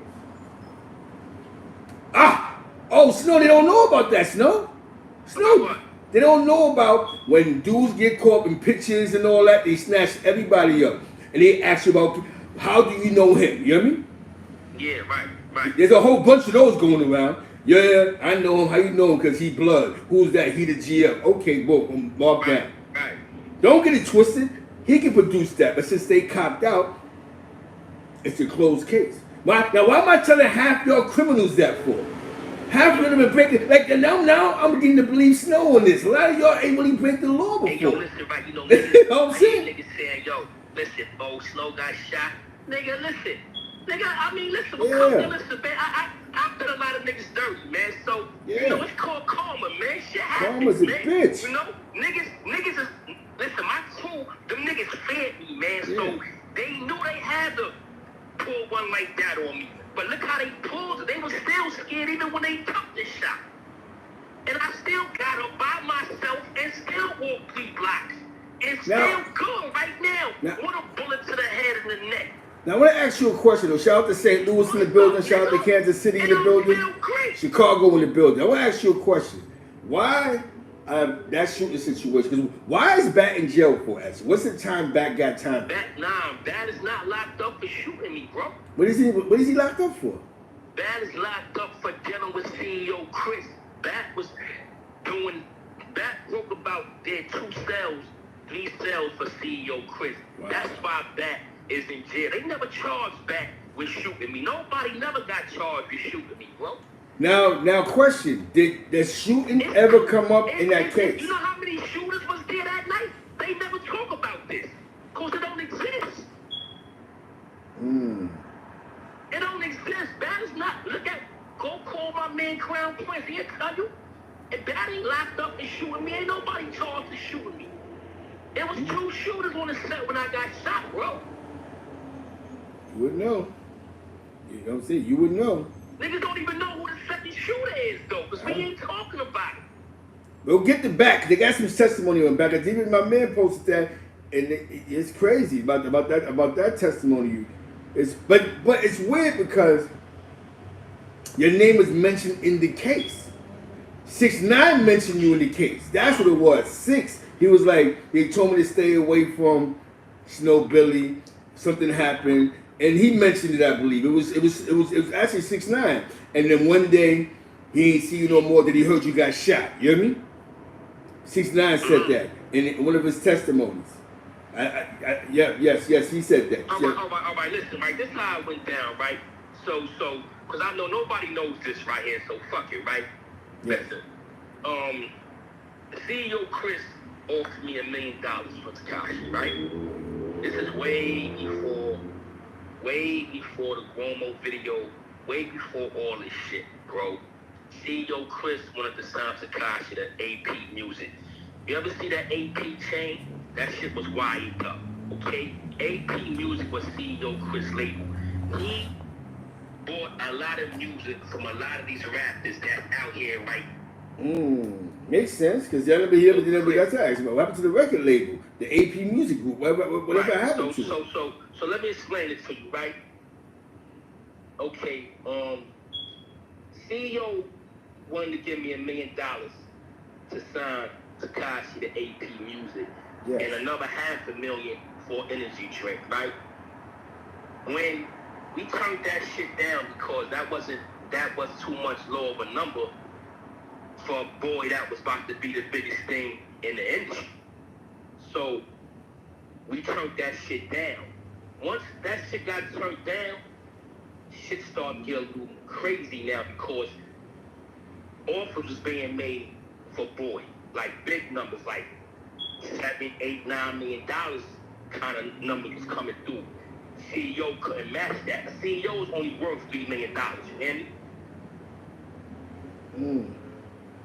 So he couldn't match what other labels was matching for this boy. So his thing was, to try to finagle any which way he could to get Tekashi on that label. So that's why once I was out the way and Shotty was able to move with the situation and Ro came home, CEO got next to Ro. Me and CEO used to be together when Ro used to call from the jail and all that. You know what I mean? And he'd get Ro on the phone and try to put Ro on the phone with me. But, I don't really like talking to niggas when they in jail and all that. I just, Ro was sending me his love and all that. And I'm like, yeah, what up. But it was mainly to sign Boy for that 1.5. You hear me? I want to ask you a question, Snow. It's crazy you said that, right? I want to ask you this question, Snow. Who originally paid for that Nicki Minaj track? The one that actually blew up, that took them to number like 1 or 2 on the billboards. That wasn't through the label. That was through somebody's they claim it came out. They paid for that track, and then Nicki hopped on the video, and then she took it to the label. Right. I was already. He was out the way. Yeah, he was out the way by that time. Yeah. That was a major move 6ix9ine made right there. That was a big move he made right there. They was about to sign a big deal, like 6 days before I got shot, bro. He was viral already. By the time he got shot, he was like his second or third video. He was crazy. He was viral already. The big numbers was about to come in. $9 million. They paid for that. First I remember when I was reading something about it, and it was touched on. They said that he reached out to Nicki, or Nicki reached out to him, and he started kicking it, and then they put some money up, and then they made the video, and from the video, that's when they did the MTV thing, and MTV didn't want him on there because of all his drama or criminal stuff, and that song took off. That was I think he was bigger than that whole Mel Matrix, Jim Jones, CEO Chris situation. By that point, by that time, Oh yeah. he was bigger than them. Not even doing shows. You know what I'm saying? You know what I mean? Doing real shows. Right, I was watching that shit from the day on television at that time, bro. I was already gone, you hear me? Okay, gotcha. But you know, when it came to Shotty with this situation, man, niggas wanted the way out, bro. You know, niggas knew their time was running out. Niggas did a lot of shit in the streets. You know, niggas wanted out, man. And niggas felt like they had to grab whatever was on the table, man. You know what I'm saying? And remove anybody who was in the way. Like, you know, and when I say that in reference of... So he was a businessman. Chris Hill, with Shotty and Hall beefing, right? Yes. Because at first it was only me and Shotty's situation. Nobody wanted to get involved. Me, Shotty, and Hall. Okay? Nobody else was involved. Okay. Melly didn't even, you heard what he said. Melly ain't even want to be involved. Yeah. But what happened was that Melly seen me involved, he seen Hall involved, he didn't want to be left out. So what happened was Melly used to try to run down on Shotty. And Shotty would be like, yo, big homie, can you stay at the dog pound with me? Because every time Melly pull up, he on some bullshit trying to get his name on the paperwork. But when you hear, he don't say nothing, he don't open his mouth. But I'm like, Shotty, you know, I move around. I can't stay at the dog pound, homie. Like, I get money, my nigga. I'm moving in and out. You know what I'm saying? Like, so, Melly wanted to be in once he seen, you know, others getting involved. And then Shotty did a move like he pulled Nuke in. And, you know, Nuke and Melly. I remember that. See, that's what I remember. So I can tell you all, Snow. I remember that. Shotty pulls Luke in just to agitate Melly because Melly is Shotty big home. Hold on 1 second. This is funny you said that. When they made Gummo, I remember they had posted something and one of the I'm not going to say the guy's name, but one of the Rolo Life, you know Rolo Life, he's out of Brownsville, one of them had tagged Nuke to it and said, yo, you know them? And he was like, nah, I don't know them. But they're doing the right thing, whatever the case may be. Then they made another post, and he said, "Yo, homie, look at the Billies." And he was like, he said something like, "Yeah, that's how they get into the bag." And then that's when they hit him up, and then he was in a strip club with them after that. Yep. So you hit on the nose. That's when they brought Nuke in. You know what I'm saying? Right. So no, I'm gonna tell you how we brought Nuke in. Right. See, Melly and Shotty wasn't on good terms, as you already know, due to Shotty running off with the work. You feel me? That's what made Melly and Shotty relationship kind of sour out, and they split up. But now when this Rainbow Head kid come into our circumference, Melly don't want to be involved, but he don't want to be left out at the same time, especially knowing that Shotty is aligning himself with Nuke to get Melly agitated. That's a strong point right there. You know what I'm saying? Follow me now, but only thing Nuke was bringing for was used as a chess piece. That's all. Yes, that's all. You know what I'm saying? Because you know, Melly and Nuke always had that problems from back in the days. Because, you know, Nuke always wanted position. Nuke was a little dirty nigga off of Stuyvesant. Nuke from down Malcolm X and shit, Reed Avenue. Dirty little nigga, man. But he always wanted some kind of power. You feel me? That's a fact. And, you know, I was going when all that shit was going on. And they knew I didn't approve of that drama between Nuke and Melly. And Melly was supposed to, you know, discipline the boy because of his actions, what he did to make the relationship go the way it went. You feel me? Because you see, you know what? I'm going to try to get some more callers in, but I'm not going to pick and choose. Okay, I'm supposed to sit here and fight for somebody who's all over everybody's federal paperwork. Like, he's not... like so You know what I'm saying? But then everybody else is, no, don't give them a chance to give them a voice. Don't give them a voice because their voice shouldn't be heard. Listen, my voice already been heard. These Yeah. niggas can't stop me. Yeah. Fuck these niggas. I'ma let you listen. You already know, man. Man, these niggas is jokes, bro. I bet you put any one of these niggas in the room with me, I bet you they wheelie and turn to a vagina. That's a fact. Put them in a room with me alone. I bet you they wheelies and turn to a vagina. Hell yeah. Now, I have to go to the. I have to go to some more. Some more. Do your thing, man. Do your thing. Do your thing. I'm gonna call you right back. I gotta go to another segment of the information, so that they can dissect this. Shout out to SnowBilly. He gets nothing but love. He get love, respect. I see niggas saying niggas is grimy, but they gotta understand where the griminess comes from, man. Yeah, exactly. You know what I'm saying? Ain't no rules in this shit, man. Ain't no rules in this. I'm gonna tell you, I should be mad at, to be honest with you, and I fuck with ChynaBrim. No, shout out to ChynaBrim. Y'all should be mad at Mel Matrix for allowing her at it. No, nobody have not said nothing about Mel. Like, you allowed her at it. The mob killed Sonny Black for letting her at it. For letting Johnny Brasco. And I know out of all this, nobody is upset that y'all brought you allowed a federal informant to infiltrate our game. So we're gonna be mad at somebody, be mad at Mel Matrix, no disrespect, free the brother. But we're gonna deal with facts and gangland shit. Exactly. Let's deal with the facts. You allowed a rat. You showed the sign of weakness. My nigga, I don't have no picks, I don't have no favorites, my nigga. I don't run that favoritism shit.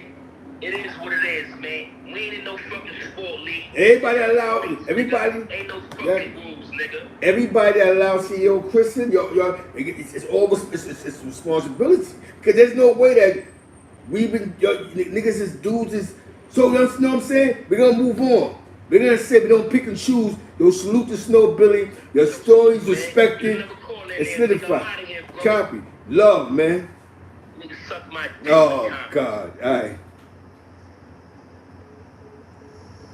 Here we go. We're going to go back to the content. We got some more. You know what I'm saying? At the end of the day, we got to be mad at the high echelon that allowed this rat in. Nobody's mad about this. This is what we're trying to get to. Nobody's mad at Mel Matrix for letting the rat in. Nobody's mad for Jim Jones and these other guys' names all over the paperwork, but nothing's happening. We're not mad at the backbiting in the wiretaps. But we're all mad at the Rainbow Sensation, who we all say is not gangster. He ain't a part of our life. He's a civilian. Yo, son, I'm gonna be honest with you. I'm happy a lot of y'all ain't from my block, man. I'm happy that a lot of y'all that's not from my world. I would have been did 1,000 years. You niggas go for anything. A nigga with a chain, with a good hat on, nah, son, he's the realest nigga alive. I never dealt with cutthroats. Maybe I see it different because I never dealt with cutthroats. But back to the content. It ain't about Zeke Black. But I respect everybody's opinion. So you know what I'm saying? Just let the people speak, bro. I know some of you don't like people that cooperated, but let the people speak, man. You know what I'm saying? Hold on one second. Let the people speak. That's all I say. Let the people speak, man. I'm not telling you, I'm not trying to convince you to love something that you ain't gonna love, but let the people speak, man.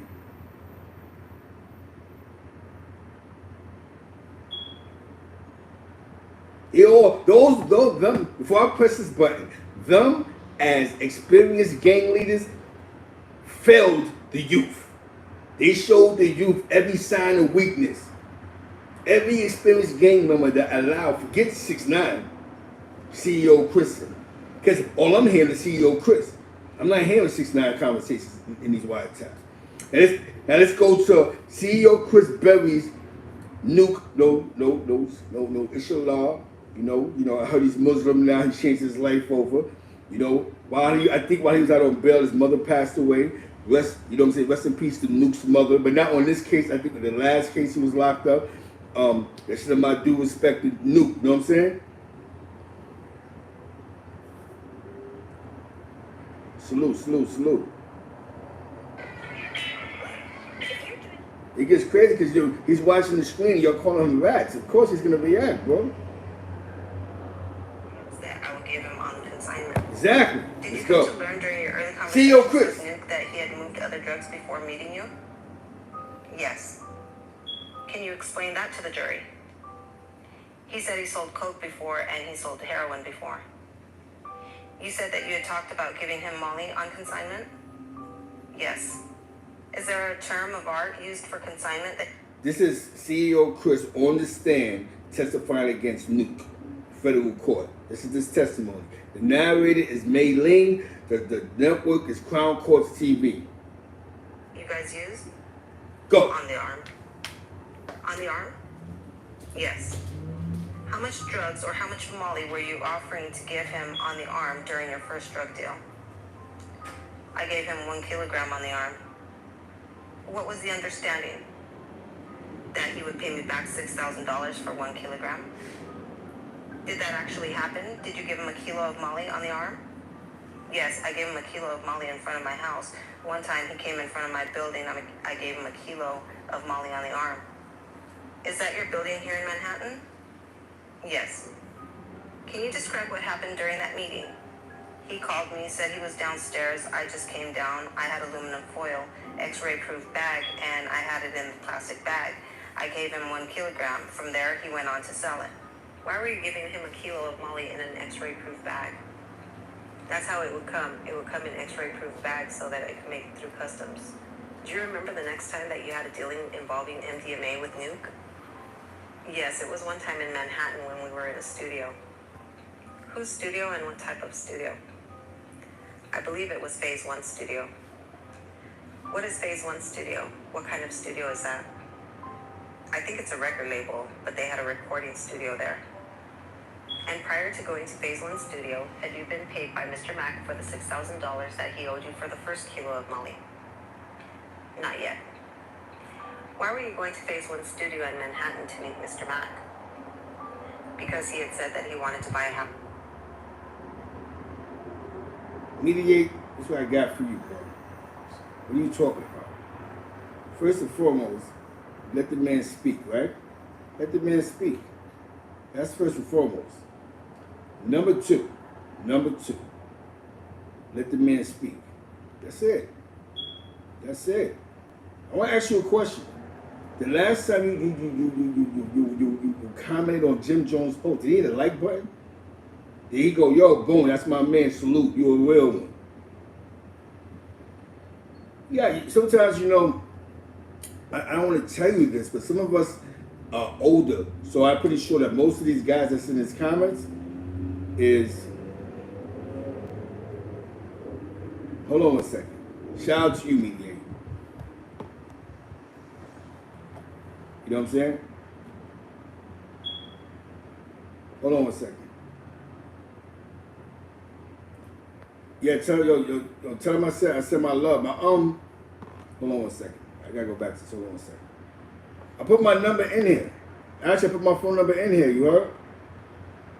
You heard why? Shout out to Wise Brim. I put my number in here. You can get my number. My number's up right up in here. Just go. Just show up.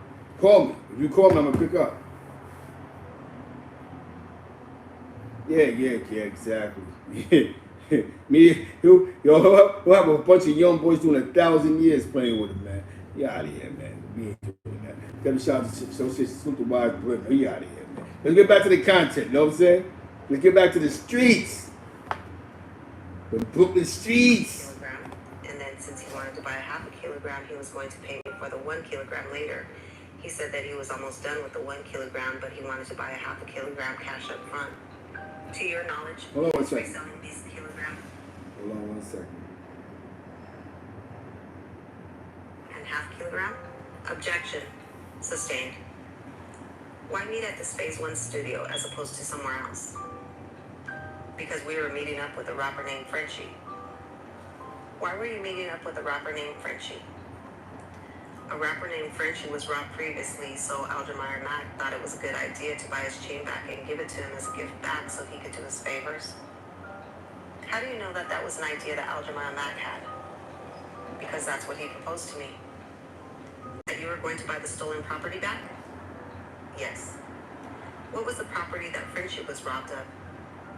It was like a BSM chain. Were you involved in that robbery? No. To your knowledge, was Mr. Mack involved in that robbery? No. How were you going to be able to buy back the proceeds of that robbery? He knew the people that robbed him, supposedly. And what did you do or say in response to Mr. Mack proposing that you pay the robbers for the jewelry? Say it again. What was your response when Mr. Mack proposed that you pay for the jewelry that was taken from? I don't want to stop, but definitely salute this. I guess they had him listening to my show. Shout out to Scar 050ChynaBrim. You know what I'm saying? Shout out to Wise Brim for having Scar on the phone lines, hearing a portion of the show. For all that know, Mr. Prime, y'all know who Scar Brim is, man. Shout out to the whole South Side Jamaica Queens. You know what I'm saying? Frenchie the rapper. I went along with it. What's that? I said I went along with it. You went along with it? Yes. What did you do? I gave him $2,000 to get the chain back. Who did you give $2,000 to get the chain back? Algermai Mack. What happened after you gave Mr. Mack $2,000? He got the chain back and then he gave it to me to hold on to. What did you do with that chain? I gave it to Frenchie the day he told me to meet up with him in Manhattan. That's the day that you met Mr. Mack regarding this additional half a kilo of MDMA? Yes. Did you or anyone else do anything to document this visit to Phase 1 studio with Frenchie the rapper? I mean, there's videos and pictures. There's a picture. I'm showing you with Ms. Harney's assistant what's been marked for identification as Government Exhibit 501L. Do you recognize 501L for identification? Yes. What do you recognize 501L to be? Frenchie in the middle and then Algermai Mack all the way to the right? More broadly speaking, is this a photograph? Party people, this is what certain people don't want y'all to hear. Because we got blindsided a year ago because everybody was concerned about Shotty and 6ix9ine. Now that it's quiet for them, we're back to the original case. This is grimy. I never knew Frenchie got robbed. Talking about Walker peoples, right? Shout out to Queens, North Side, South Side. I never knew that. So now we're focusing on the case. There's a lot of names and a lot of characters in this. You know what I'm saying? Hold on. Definitely back to the content. It's a dirty game. We never spoke about all these truths and names and situations because we were so concerned about 6ix9ine. And question for I'm gonna answer this question for you. What's your name? Somebody asked a question. Do you think if you MAN, he goes, yo, if you think if the feds had charged Jimmy with just that recording, do you believe he could beat the case? Not at all. I know somebody who went to jail for conspiracy to murder for a murder he did not commit, and actually they didn't even charge him with the body. The feds charged him with conspiracy to murder, saying that he did other crimes that would say that he actually caught the body. I know somebody who had a case like that, where individuals testified to say that he was a shooter, but they couldn't prove that he caught the actual body. So he blew trial to the conspiracy to homicide. You know what I'm saying? Definitely shout out to Stevie Robinson. He had that case. Shout out to Stevie Robinson in Albany. You know the guard wise. They dismissed it, but he did not go to jail for the actual body. Not at all. They just convicted him with the conspiracy of him catching the body. So yes, he didn't went to jail for that. That's an assault charge. Yes. Was this photograph taken on the day that you went to Phase 1 Studios, and was it taken inside of that studio? Yes. And does it fairly and accurately depict the way the individuals appeared that day? Yes. I am offering Government Exhibit 501L for identification into evidence. Any objection? No objection, Your Honor. No, Your Honor. Received. Your Honor, may we publish? Yes. Mr. Cruz, who is depicted on this photograph from left to right, starting with the gentleman in the blue hoodie with the red polo logo? I don't know who that person is. Who is the person in the middle? That's Frenchie. And do you see anything relevant on Frenchie's person? That's a chain we bought back. Can you please circle it on the screen with your finger? You provided that chain to Frenchie that day? Yes. Do you recognize the person all the way to the right in the photograph? Yes. Who is that? That's Elder Maya Mack. Other than giving Frenchie the rapper his chain back, what happened at the studio? At the studio? Did anything happen relevant at the studio after that? No. Where did you go next? Yo, shout out to Ed Live for giving me my accolades. At least he giving me my flowers now. He said I got my law degree on YouTube. I like that. I've never been in jail before. I appreciate you, Ed Live. At least I appreciate that you came back. Salute to Ed Live. You know what I'm saying? You have your opinion and I respect it, bro. At least we're being respectable. We're being adults. To Elder Maya Mack's house. Who went there? Me and a couple of his friends. Couple of whose friends? Elder Maya Mack's friend. Did Mr. Mack go back to his house as well? Yes. Can you explain what happened back at his house? We just went back to his house to chill, and then after that I gave him... Actually, I brought 1 kilogram out in a book bag and money. Previously, he took photos of the money that I had gave him to take pictures with, so we went back to his apartment in Brooklyn. He took more photos with the money, and I gave him 1 kilogram in a bag, and I told him he gave me $3,000 for the half a kilogram he wanted to buy, but I told him he could keep the whole kilogram for doing the favor for Frenchie, because Frenchie was going to do us favors to make us money in the future. You mentioned something about photography of money. Can you please explain that? I brought out money in a book bag. I guess Nuke wanted to take pictures for Instagram of money. I let him take pictures of my money. Did you get any money from Mr. Mack that day in connection with any of the drugs that you gave him? Yes, $3,000. What was that $3,000 for? For half a kilogram that he was going to pay for. What did you do regarding the Crown Courts TV, Popperazi Pro. I let him keep it. Shout out to Were those stills before or after? Shout out to Popperazi Pro in the building. Follow him. That's on Crown Courts TV. You know what I'm saying? Definitely shout out to Web Supply. Shout out to East Harlem. You know what I'm saying? Popperazi Pro is in the building. It's on Crown Courts TV.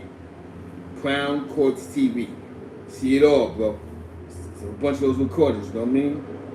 We're personally a member of Nitrate. These deals were before. Do you continue to have drug dealings with Mr. Mack after you joined Nitrate? Yes.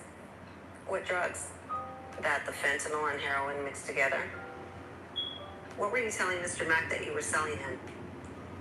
I told him I was selling him heroin. No doubt, you doubt. And did there come a time when Mr. Mack learned that there was also fentanyl in the drugs? Objection. Sustained as to form. You said that you told Mr. Mack that you were dealing him heroin? Yes. Was that always the case? No. Same objection, Judge. 1 moment. Overruled. Please explain. At one of the sales I gave him, he noticed that there was white spots in the brown heroin, so you knew that there was white spots in there. He said people knew. Objection, Judge. Quoting Mr. Mack? Overruled. The witness is quoting what Mr. Mack said. Overruled. Judge, he is testifying to what Mr. Mack supposedly knew. That's the issue. No, where the objection came, the witness had said he said people knew. When you said he, were you referring to Mr. Mack? Yes. Overruled. Go ahead. You started to answer it by quoting Mr. Mack as saying the people noticed that there was the F stuff in it, correct? Yes. Can you just please start from the beginning and tell the jury what it was that Mr. Mack told you during one of your transactions? The people that he was selling the drugs to noticed that it was white spots in the heroin, which means that I didn't mix the heroin up the right way. I didn't put it in the grinder and mix it up the right way so the color would be the same color. So he noticed that there was white spots in it. He said the white spots were the F stuff, which is fentanyl. Fentanyl is usually white. What did you say in response when Mr. Mack told you that the people to whom he was selling the drugs noticed that there were white spots that contained the F stuff? I told him, I said it was fentanyl, but that's the way I got it. It was fentanyl in it, but that's the way I got it. He said he didn't care because they still liked it. Did you represent to him that the product you were selling him also contained heroin? Yes. And did Mr. Mack continue buying this mixture from you nevertheless? Yes. Do you remember each of your sales to Mr. Mack of what purportedly contained heroin? It was multiple sales. Do you remember each of them? Most of them, yes. Can you please walk us through the ones that you remember, starting with the first one? Before you do that, can you tell us in what year did you begin selling these mixtures to Mr. Mack? 2016. 2016? Yes. Can you please tell us what happened with the first sale? The first sale, I gave him a sample. So it was a sample, like a small piece, for him to give it to somebody to test see if they liked it. He said they liked it, so he called for 150 grams. I made somebody else named Joseph Raffone go see him a couple of times. Yes. Who is Joseph Raffone? We all could agree on something. Even some of y'all that's probably sitting in the back calling me a rat lover. It's a dirty game. You know what I'm saying? Yo. It's a dirty game, man. Yo. It's a dirty game. You know what I'm saying? It's a dirty game. That was a joke, I just said. It's just a dirty. What I'm trying to say, the people that don't like when I have said, it's a dirty game, man. It's just a dirty game, man. The game is dirty and it's tormenting. Let's get back to the content. Yo, he gave up the goods. Like, the bag was like this and it was like spotted like that. Oh my God. And they'll call it 6ix9ine told on the obvious. They kidnapped him, bust him over the head 8, 9 times, told about a couple of guns. He's talking about the nitty gritty. Say it ain't so.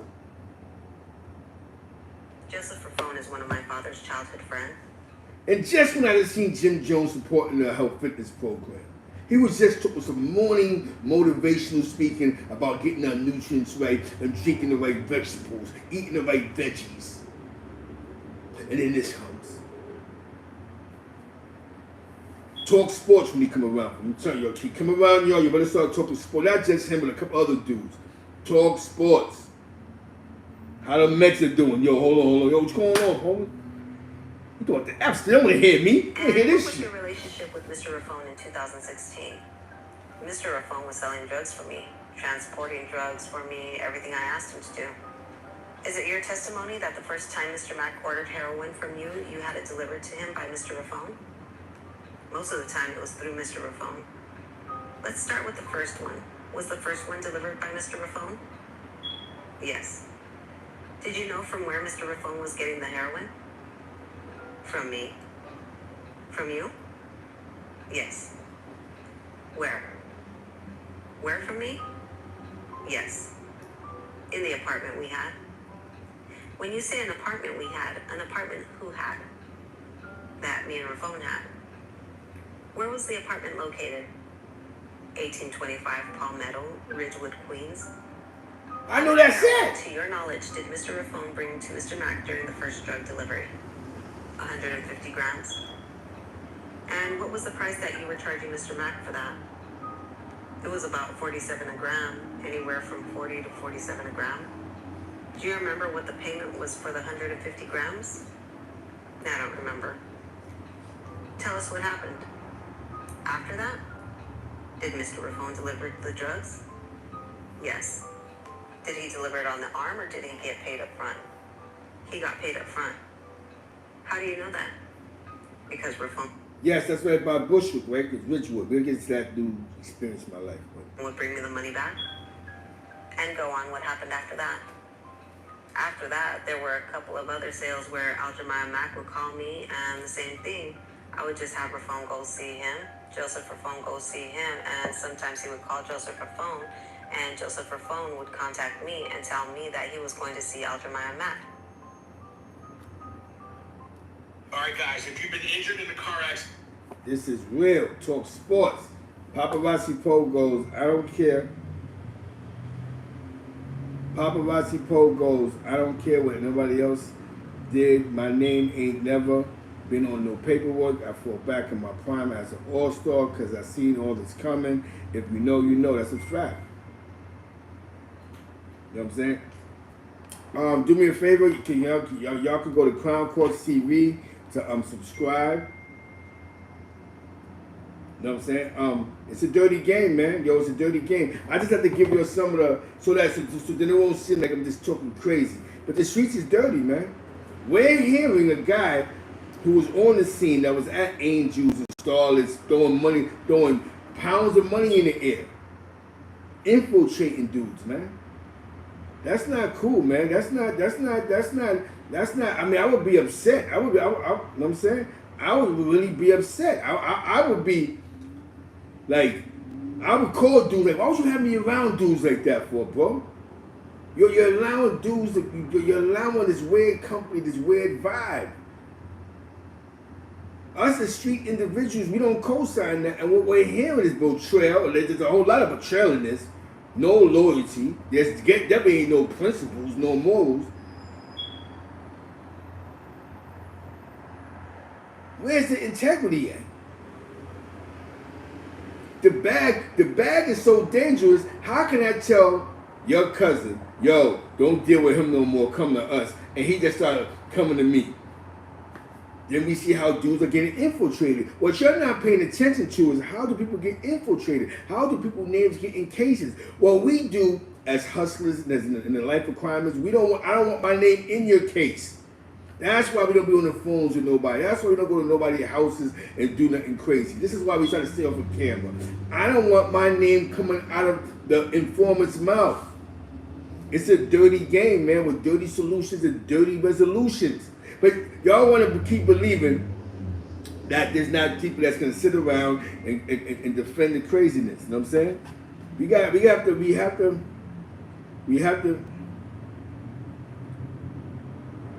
You know what I'm saying? We have a lot going on, man. Now what I'm gonna say is, I'm happy that we're able. You know what I'm saying? I'm happy that we're able to make it happen. Shout out to Hassan Campbell. I believe he's made a video. You know what I'm saying? So shout out to Hassan Campbell. You know what I'm saying? He has a video up. We have to start attacking this. Throw water on him. What happened to Sonny Red? Sonny Black. Donnie Brasco. Yo, CEO Chris became the new Donnie Brasco. He infiltrated the game for the street infrastructure. But the weird part about the loyalties is, that's why I know there's mad stuff missing. They don't bring up, Frank White is brought up doing 6ix9ine situation, but not his situation. Magoo's not really brought up in this situation, really too heavy, but they're focusing on Mel Matrix, who wasn't the $1 million guy. That the only way to get him was you had to have the bag to include him in the bag, which is not different or not weird, but that sounds weird, right? So they left Magoo alone. They left Magoo alone, allegedly. They left Frank White alone, allegedly. Uno be alone. We gonna let them play with the people in the Carolinas. But this is a non-trade case based off the streets. That is, as weird as this sound, the communication lines is all weird because the only one to benefit off the 6ix9ine sensation was Frank White, and that was going through whatever channels they went through. This isn't about 6ix9ine. It's a dirty game out here, man. And when are you gonna finally wake up to it being a dirty game? When somebody's gonna go, yo, man? When somebody's gonna go, that's suspect, bro. And this wasn't even about Jimmy. When does somebody get mad? No disrespect to Mel Matrix, but you guys are making it easy for your gangs to be infiltrated. Find something legal to do for real, B. Y'all are finding things y'all making this like there's no repercussions off this. Nobody gets mad about this. Nobody's going, this guy really infiltrated a gang. You know what I'm saying? Definitely shout out to Frank White, man. And there's nothing. It's just, yo, they trying to keep dudes in jail. They talking all this craziness. They talking about this. They talking about that. They talking about the other. Come on, man. We ain't learned from Into Deep J. Reed.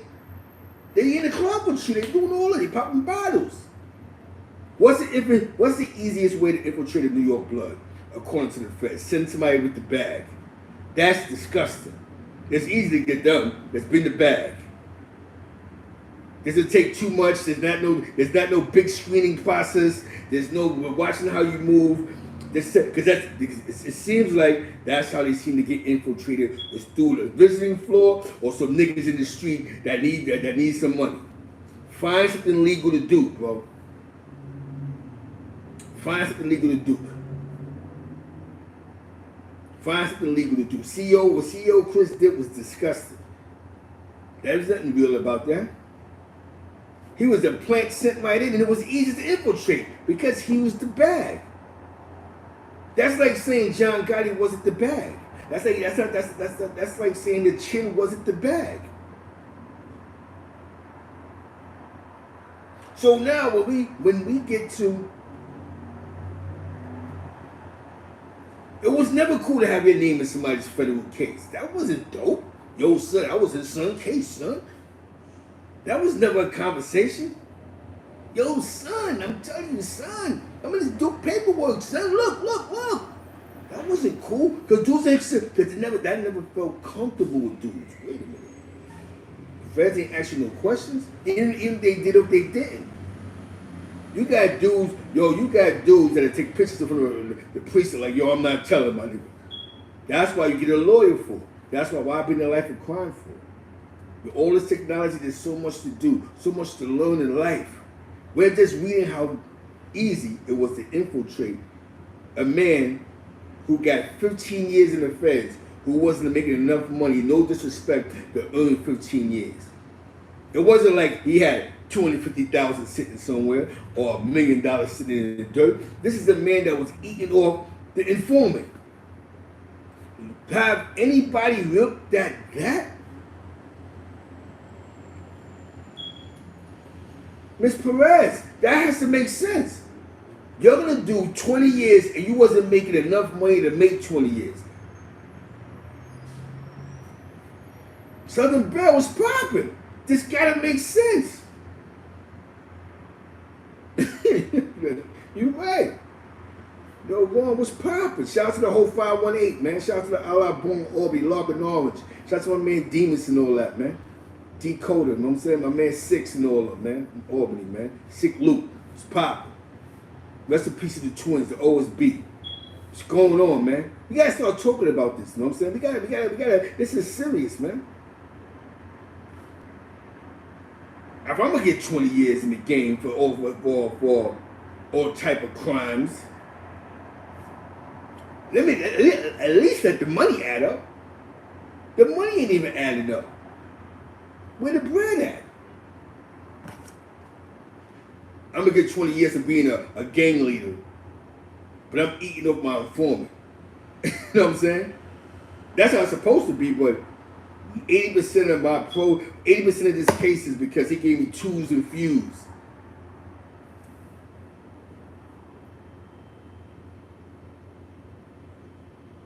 Could be that Tony Hayes. It could be anything, man. It's a dirty game. He outside too much. He outside more than the average person that's supposed to be outside. You gotta do any Harlem block, he might be outside with two little three flunkies he's giving fake rap careers to. Yo, son, and we gonna make this money. He the only motherfucker outside. Everybody else inside. Because we all grown. You telling me let's deal with the facts. We all grown. What grown nigga's gonna be hanging out with another grown man that's not making no real hip hop money just to stand by him?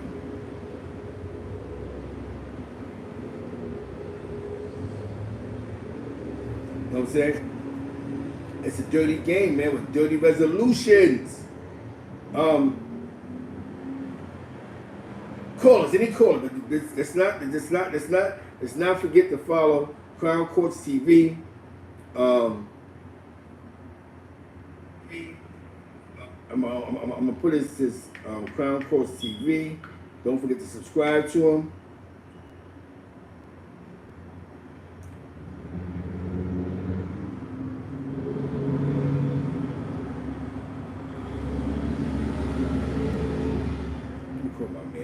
Let me see. Get my man on the line. I gotta go to the west side of Harlem for this one, man. I gotta go to the west side of Harlem. Let me see what the west side of Harlem got to say, man. You gotta take this uptown with the Oyes. Jose Marquez and Perez. Yo. This is my man. He's a good friend of mine, man, from West Harlem. What's going on, man? What's going on? It's crazy. You heard that CEO Chris? That's crazy, right?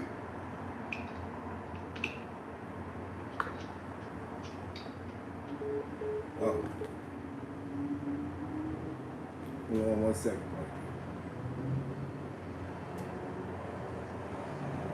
Yeah.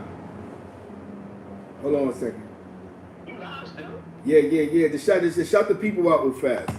That's what I asked you a quick Shout out to question. everybody. What's up, man? You already know what it is out there, Z. It's dirty. How you feel about that CEO Chris? It's crazy. Yo, man, listen to that whole shit. Like, I've been around a long time, B.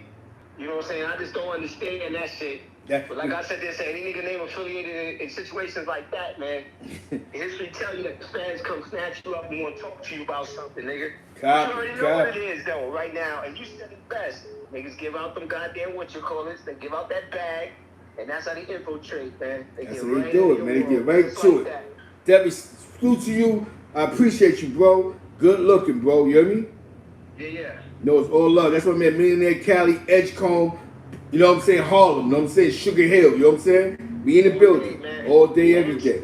You already know, man. I go way back from that shit, man. I was raised with principles and morals. Morals and all that. You can't talk about. This shit is crazy. Crazy. I don't understand this shit, It's a man. dirty game, dirty world, dirty resolutions and solutions. The t-shirts is coming out real soon for Christmas. The dirty world shirts, you know what I'm saying? Go get them shit. Put them shits on the street, man. The game is dirty, The man. game is dirty. It is dirty. All right, brother. I'm gonna let you get back to your life, bitch. One love, baby. Love is love. Yeah. Man, ChynaBrim. Let's take a word from ChynaBrim. ChynaBrim is in the building. Shout out to Fat Cat. Shout out to the Boogie Down Bronx. Shout out to the west side of the Bronx. You know what I'm saying? You already know.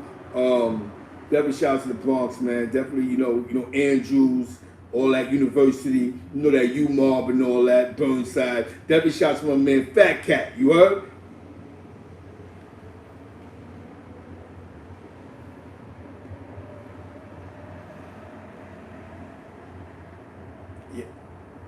Yeah. Hello? What's good? What's good? You on the line? You on the line? I'm back in this bitch. You back in this bitch? Yo, first I want to give a shout out to my son, man. Hassan performed just now, man. Y'all Sing the song. Hassan King. Hassan, man. This 050 China, man. Hassan just spoke his mind. He spoke some real shit. You know what I'm saying? Niggas understand the struggle. They understand what's going on. They understand we got racks running around. It is what it is, man. You know what I'm saying? All you niggas who still want to fight the fact, fuck you. And that's on facts, nigga. 050. Yo, Z. What's poppin'? What's poppin'? Yeah, what's good, though? What's good? Niggas want to ask a question. You already know. When I'm on here, niggas can ask me a question. I don't give a fuck.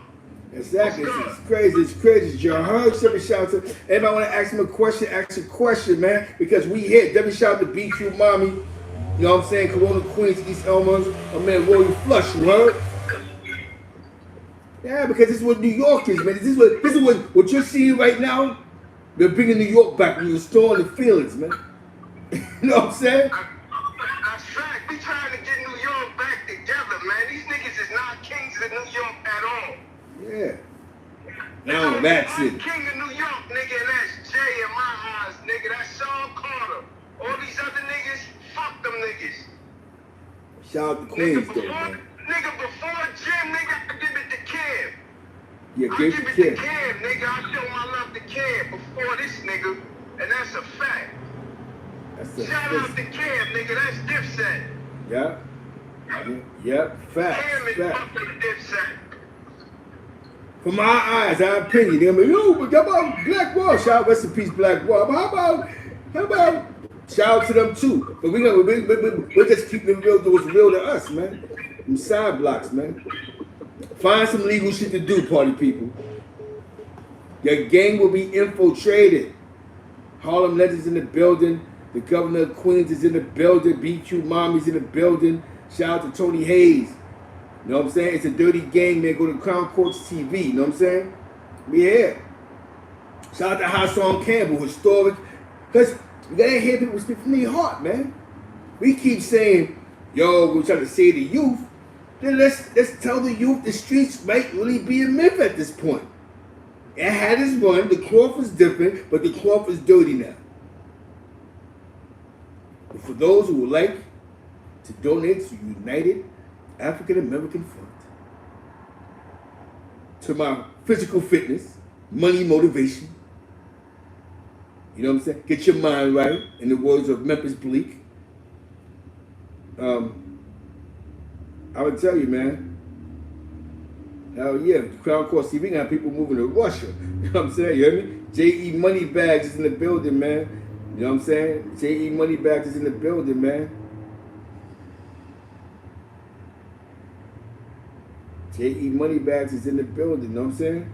He in the building, man. Come on, the streets is dirty, man. The rules is tormented, and sometimes it's gonna get twisted, man. And that's why we have to move away from it. We understand that our cloth has been damaged. The cloth has been damaged. But we're too old to fix the cloth, you know what I'm saying? So it's just time for us to look, try to educate those that want to listen and take off the I want to be a fan clause and embrace the cloth. Embrace it. Embrace the cloth, man. Now I'm going to tell you how small the world is, right? Of the cloth. The cloth. I was on parole, and Popperazi was on parole. We had to go to a certain place because on parole, they stipulate you to go to these weird these programs. Depends on your charge.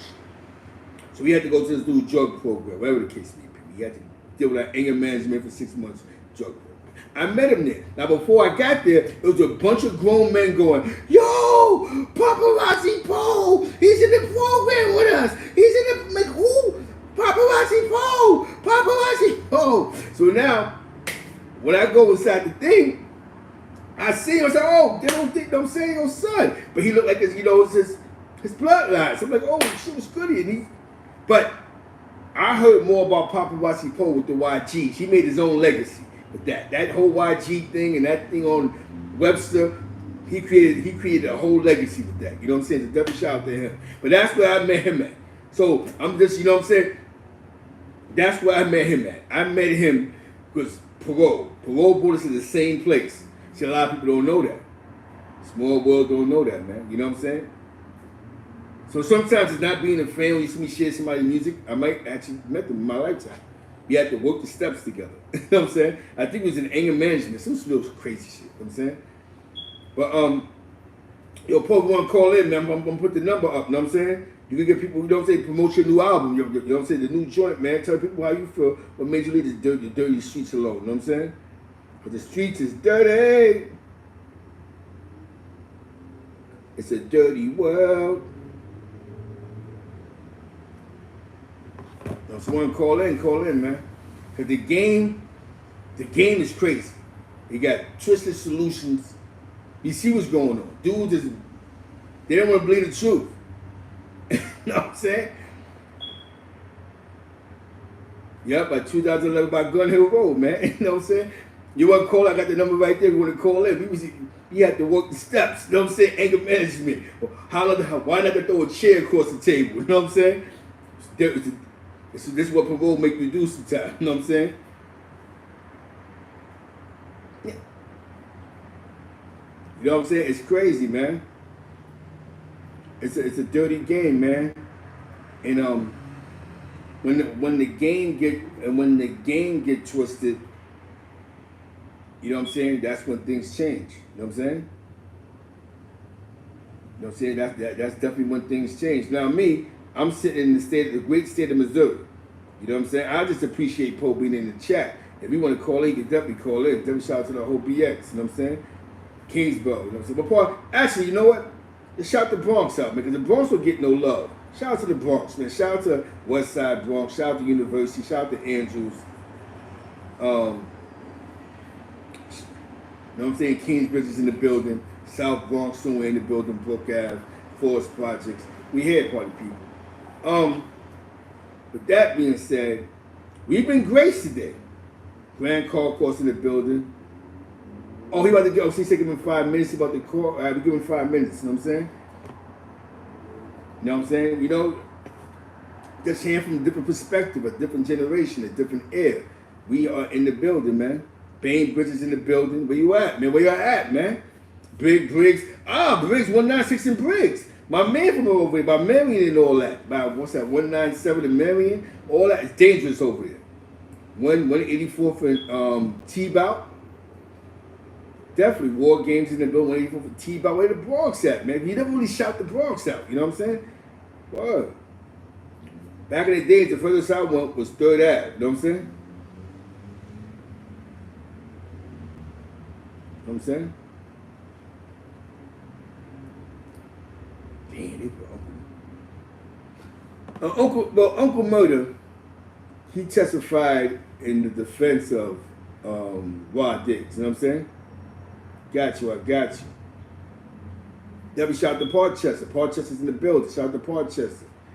Prince Jackson's in the building, man. Peace. You know what I'm saying? 188, oh shit, Maniac 730 in the building. 188 for Valentine. I think I mentioned before. I think you won a trade. I think you was Donald G Gangster. That's the same Maniac. Debbie salute to you, man. I think we was in Albany at one time together. But that's the same Maniac that was Donald G. But definitely shout out to Maniac. Definitely 180 from Valentine Avenue. You know what I'm saying? ChynaBrim, peace, salute. Tony Hayes in the building, man. Carbon Projects in the building, yeah. Carbon Projects in the building, you know what I'm saying? Definitely Lax is in the building, man. Yo, Ronald was popping. Salute, man. The last caller was Millionaire Cali.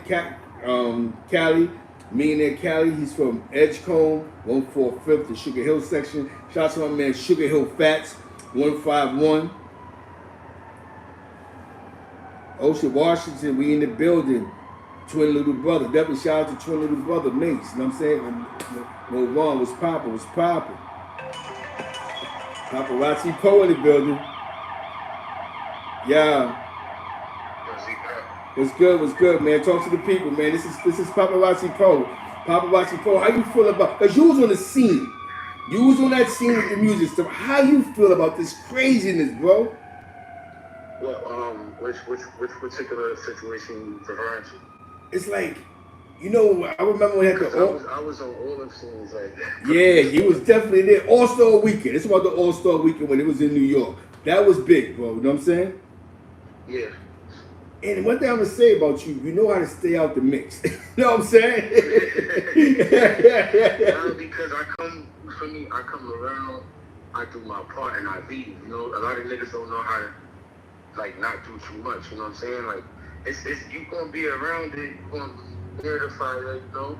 It look pretty from the outside, you know. You could dance in it, you know, or you could stay away from it. You know what I'm saying? So me, I was just one of the niggas that was fortunate enough to be able to get to the top in the sense where I got to meet everybody and see if this was something I really wanted to continue. You know what I'm saying? Yeah, that's deep, man. Because I remember when you was doing a thing with the Piff Unit. You was rocking out with them. Yeah. And that was big. Shout out to the Piff Unit. Shout out to Step B1P31P. You don't know soon. Even then, I was like my beginning stages. You know what I'm saying? I was a hype man for PA, the Lemonade Man. You know what I'm saying? Shout out to Wagner Projects. You know, 20 bucks. Right. I was a fucking hype man for him, but at the same time, you know, I was learning the game. I was around everything. I was seeing it, and you know, I just learned how to get my money and keep it pushing. Oh, somebody asked you, are you Cardi B's ex-friend? This is Cardi B Peoples, you know what I'm saying? Are you? Yeah, that's my sister. That's his sister. Yeah, that's his sister. Shout out to Cardi. You know what I'm saying? You already know. Exactly. Now, it's crazy because I remember my man Suave. He was. I think he did a couple of shows. I think he was like the show DJ sometime, right?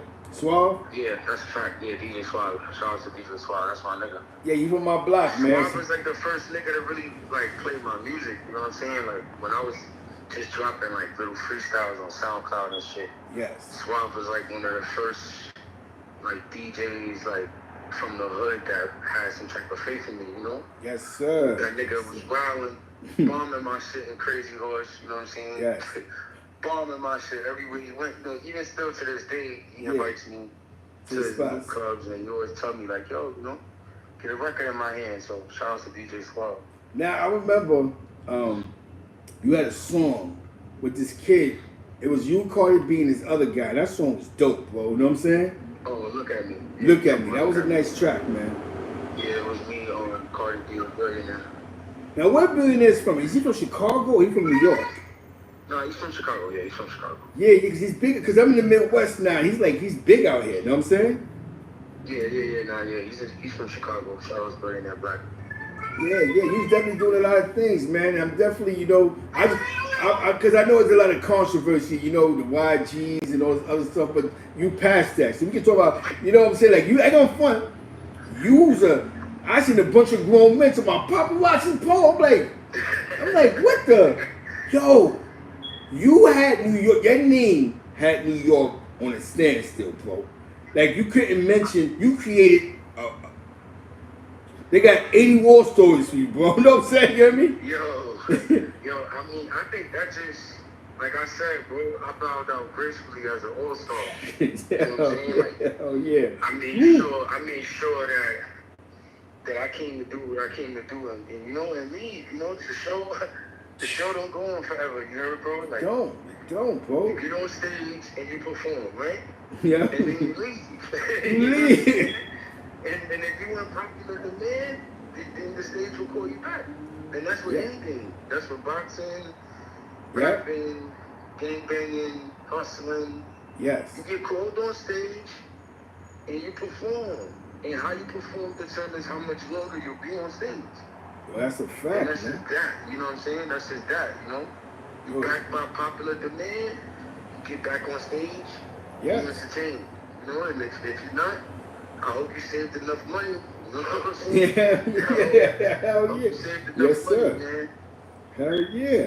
And I like, because every time I see you, you always have good energy. You always have good words of inspiration, man. And people don't know, man, that when we used to kick it, you used to go to a lot of shows. Like, you was really, like, you put a lot to the side for this music stuff. Like, you really put the streets to the side to really focus on this craft of your music, man. And it was going fast. But then Cardi went to the moon. You know what I'm saying? You know what I mean? And then it just changed everything. That was right there when I figured out I ain't want it no more. Yeah. I see what it came with. You see the topic of this live? Of this live. That's what it comes with. Yo, I'm not gonna lie to you. That's the part that they don't tell you. They don't tell you. Yes. That's the part they don't tell you. They don't never tell you that. Yo, you think I would have ever been gangbanging if the nigga who introduced me to gangbanging told me that this was how it was going to turn out? Not at all. Not at all. I don't think nobody will. Nobody. You know what I'm saying? Nobody. I don't think nobody will. But it is what it is. You live and you learn. Yes. I was just fortunate enough, you know what I'm saying, to just do my time and keep it pushing. Like I said, I never did too much. I did enough. You know what I'm saying? Do my thing, chill out, you know what I'm saying, raise my kids and shit. I'm gonna tell you something that's crazy, right? I sat back, right, and I watched something go on with you and SnowBilly. That was God blessing you out of a situation without even realizing it, bro. Yes. Because if you, bro, woo! It moves you out of it. Like, not to cut you off, right? I thank them every day. Like, I thank them every day for just keeping me out of it. You know what I'm saying? Like, I count my blessings every day, bro. Yo. I count my blessings every day. Like, that situation was it was a great misunderstanding. It was a great one. And sometimes it was a great, God bless you, bro. Because I swear to you, that happened, and look what happened a year later when they started snatching up and snatching, and you had nothing to do with it. It was like, I seen it changing from music to I seen it coming. I was like, all right. After the first few videos, I was like, no. This is not what we want. Because I was a part of the team. I remember. I was a part of the team. Shout out to Shaft. We can't forget about Shaft, man. Shout out to Shaft, man. Right here is not what we want. This is not what we want. And, whatever people wanted on my team, they went for it. Yeah. And it worked for them. You understand? Yes. And I went for what I went for, and it worked for me. You know what I'm saying? So shout out to everybody. You know, I don't got no problems with nobody. Yeah, exactly. At all. You know what I'm saying? I've been away from problems for a lot of years now. Because that's the best thing, man. You don't want to get caught up in those conversations, like you know what I'm saying. Like you don't want to get caught up in somebody go to trial and somebody go Popperazi posted on somebody's show. You know what I'm saying? Like no, I don't want my name in your transcripts. You know what I'm saying? That's why I asked y'all, like, yo, where do I find this content? Because it's on Concourse TV. I was around. I was the first nigga to SnowBilly got one too on there. SnowBilly is on there too. SnowBilly and Cardi. He has. Only thing he does is the testimony. So somebody narrates it. It's no extras, there's no extra typing. It's actual federal transcripts. It's Crown Court TV, bro. We SnowBilly joint. You might fall out on coming a couple because a couple of days that you didn't come around was a lucky day, bro. Allegedly, you know what I'm saying? Yeah. Remember that video I did with that stuff never had nothing to do with me. Yeah, exactly. My purpose, you know what I'm saying? And that crew was to elevate those women. Yes. You doing your best. That was always my purpose. I was always the person that was saying, these women need a larger than life persona, not me. Yes. I never came into the situation like I'm their big homie or trying to play that role. You understand? Luckily you didn't. You know what I'm saying? I was the brother. I was the nigga who understood them. I was the nigga who was going to ride for them. I was the nigga that was going to speak for them. Whatever. You know what I'm saying? But like I said, certain things came into play. And as a man, I wasn't with certain shit.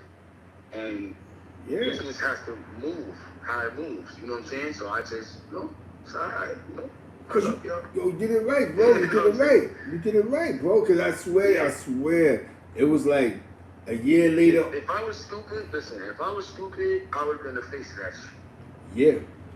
If I was an idiot, if I didn't smell that shit coming, it was weird stuff happening. Like I really don't like to get into nobody's situation, but it was just weird individuals coming around us that we didn't know. Yeah, that was talking to us like they knew us. Yeah. You know? It was stuff that was happening around me that I was seeing. Yeah. And I didn't like it. I was like, nah, this shit there never add up. You understand? That's a fact. Yeah. You're not gonna walk up to me. Listen, if you come from my cloth, I know you. Yeah, exactly. Older than me, younger than me. Listen, I was in the spot 11. Listen, I was in a joint with the grown ass niggas, and listen, I know who's who. So when I start hearing names and seeing people coming around that I never knew, but they're around my age, I started to be like, nah. Cause I seen this kind of stuff before behind the wall. You see it all the time. Kind of yes, they set them in. And that's what I learned. That's what I learned behind the wall. That's what I learned. That see, people when they go to jail, some people learn how to get tougher. Some people learn how to get a better bluff game. Some people get a better talk game. Some people even learn how to dress. You heard? A whole bunch of shit happens when you go to jail. Me, I paid attention, my nigga. Yes, sir. I paid attention. You know I pay attention. If I'm a nigga that nothing don't never happen to me straight up. It always happens to me from behind. Gotta tell you what kind of nigga I am. Yeah. You understand? I always see it. I smell it. I know what it tastes like. I know when it's about to go down, nigga. You was in that yard like I was in that yard. You know how the atmosphere is. Yeah, atmosphere. About to happen. You can feel it. You can sense it. You can smell it. You know the difference in the day. You know the difference between Tuesday and Wednesday. Yeah. You know what's about to go down. Exactly. You know what today is. You don't even gotta look at the calendar. That's a fact. Look outside, you see how the police go, oh shit, must be a captain on board somewhere, you heard? That's a fact. You're right. That's you understand what I'm saying? So when I started smelling shit like that, I was like, oh, this is about to get real. That's a fact. This is about to get real, and guess what? I'm just happy that, I'm not in I am who I am. I am who I am, and I am where I am. And, you're doing great, and you still winning, and that's the whole thing. You free, you winning. That's what I wanted to do. I wanted to win. I wanted them to win. I wanted us to win. We all won. You know what I'm saying? Everybody got their own lane. situations. Their own You know what I'm lane. saying? Everybody got their own shit going on personally in their life. And I wish everybody the best with whatever their cases are, you know. Listen to the best, man. That's personal shit. You know That's what I'm personal, saying? yeah. The music shit and the upbringing and the streets and all that shit that I was a part of. You seen a lot. I was a part of the real part. You know, I was a part of the real shit. You seen a lot. You seen a lot. The bringing up, the upbringing and nurturing and shit like that. You know what I'm saying? So you seen a lot. shout out to you, Zeke, man. Definitely appreciate you too. Shout out to you, man. Definitely. So let the people know about your next projects, bro. Like what you got going on musically. Okay, so right now, as I'm in the middle of a deal with Bird Squad, but you know what I'm saying? Shout out to Frenchie, you know. You know he came up in the paperwork, you know what I'm saying? You know what I'm saying? Even though he came up in the paperwork, I guess something happened with him and Newt, you know what I'm saying? You hear me? Oh, God, see? You know what I'm saying? That's type of stuff. Listen, he connected the dots, you know what I'm saying? I landed a record deal with Bird Squad Monopoly. I'm currently working on my solo project, you know what I'm saying? BSM. Just dropped a single called BSM, another single before that for the ladies called BSC. Yeah, it is. I got the most lit fucking web series on YouTube, Coldest Winter. Y'all check it out, Coldest Winter. You know, my niggas from Far Rockaway, shout out to Hambles. Yeah. You know, we making history right now, Z. Yes. I'm gonna tune in. Word. The coldest, you said the Coldest Winter? Coldest Winter, yes. Coldest winter. Let's get in tune with Coldest Winter. You're gonna go nuts. You're gonna be like, yo, look at my man Poe. I got you. It's a good look, man. I got that going on. I got the BSM project coming out soon. Yes. I got my young niggas. Oh man, yo. Yeah, like yes, the projects gotta keep it pushing. pushing. So many of them I can't even say all their names, but shout out to all my young niggas that's doing their thing, you know, I'm behind the scenes working my magic. Yes. You know what I'm saying? These niggas is gonna be stars. You know, if I ain't never do nothing right, I did that right. I always made stars. Anything you attach my name to? Yes. It's gonna go crazy. It's gonna go bananas. Crazy. You understand what I'm saying? Like no matter what, from the smallest shit to the biggest shit. Yep. Nigga, when you attach my name to it, like I'm like a little puffy nigga. Yeah. If I tell you this next, if I tell you this is what it is, this is what it is. Cause that wave that y'all seen in 2021, that's a wave that I started. Hell yeah. You understand? That's a wave I started. That's a mindset that I started. That was the independence for the young niggas. Yeah. And you know what I'm saying? Shout outs to the young niggas. Yeah. You know what I'm saying? Who freed themselves from that trap. You know what I'm saying? Like yes, sir. Yes, sir. That's it. So what else I got going on, B? We just, you know what I'm saying, we surrounding the Crown Court TV, the case with CEO Chris, how he was infiltrating, how basically infiltrated the case. It's crazy because I look at that shit, that's why I was asking where do I find it. I look at that shit and I say to myself, yo, damn, like, can you imagine how many CEO Chris there were? Right, bro. There's so many. Yo, can you imagine how, like, I never met him. If I did, I don't remember. You know what I'm saying? But I ain't sell drugs, none of that since I got out of jail. That wasn't something I wanted to do. That's why you lucked up. You know what I'm saying? I came home with a different mindset. I couldn't come. I'm from Webster Projects, nigga, like, where the drugs get sold, nigga. Yeah. Johnson Projects, where the drugs get sold, nigga. Yeah. You understand? But that's just not something I wanted to do no more. I couldn't see myself getting out of jail. Hell yeah. Standing back on the corner. You know what the kind of name I had? Can't stand on the corner. Yeah. Oh, like, going hand in hand and like, you know what I'm saying? Because if grown ass niggas screaming, yo, Papa, imagine how the police feel. That's a fact. You understand? So I had to take that name and use it for something else. And look how many people lives I've changed. Yeah. With just my one mindset of, yo, let me just do it this way. Yeah, there you are. You can still be who you are, you know, you can be whatever you want to be in life. Yeah. Whatever you consider yourself, you can be all of that. You know, your job is your job. It's something totally different than your personal life. That's a fact. And that's what people don't understand. You know, that's what separates me from other people. Yeah. Because I came to do my job and I left. Yeah. I didn't try to do extra stuff. But that's what you do. Caught up. You want to They want to be in the mix. You know, everybody gets out of character. You know, the internet does what the internet does. Everybody, I just had to realize that it's not real. Yeah. When you realize that it's not real, it's easier for you to navigate. Yeah, because I used to get tricked. I used to think these niggas really was, you heard? Yeah. I got 300,000 people watching me. This is real. You know what I'm saying? And how many people you seen beefing with me on the fucking internet? Like, you understand what I'm saying? These niggas is wake up in the morning. I'm thinking this shit is real. I'm like, yeah. These talking offline. This nigga is gonna be that, you heard? Yeah. But, you know, I learned fast. Yeah. That's not real, you know. Only thing real about it is the cases that you get.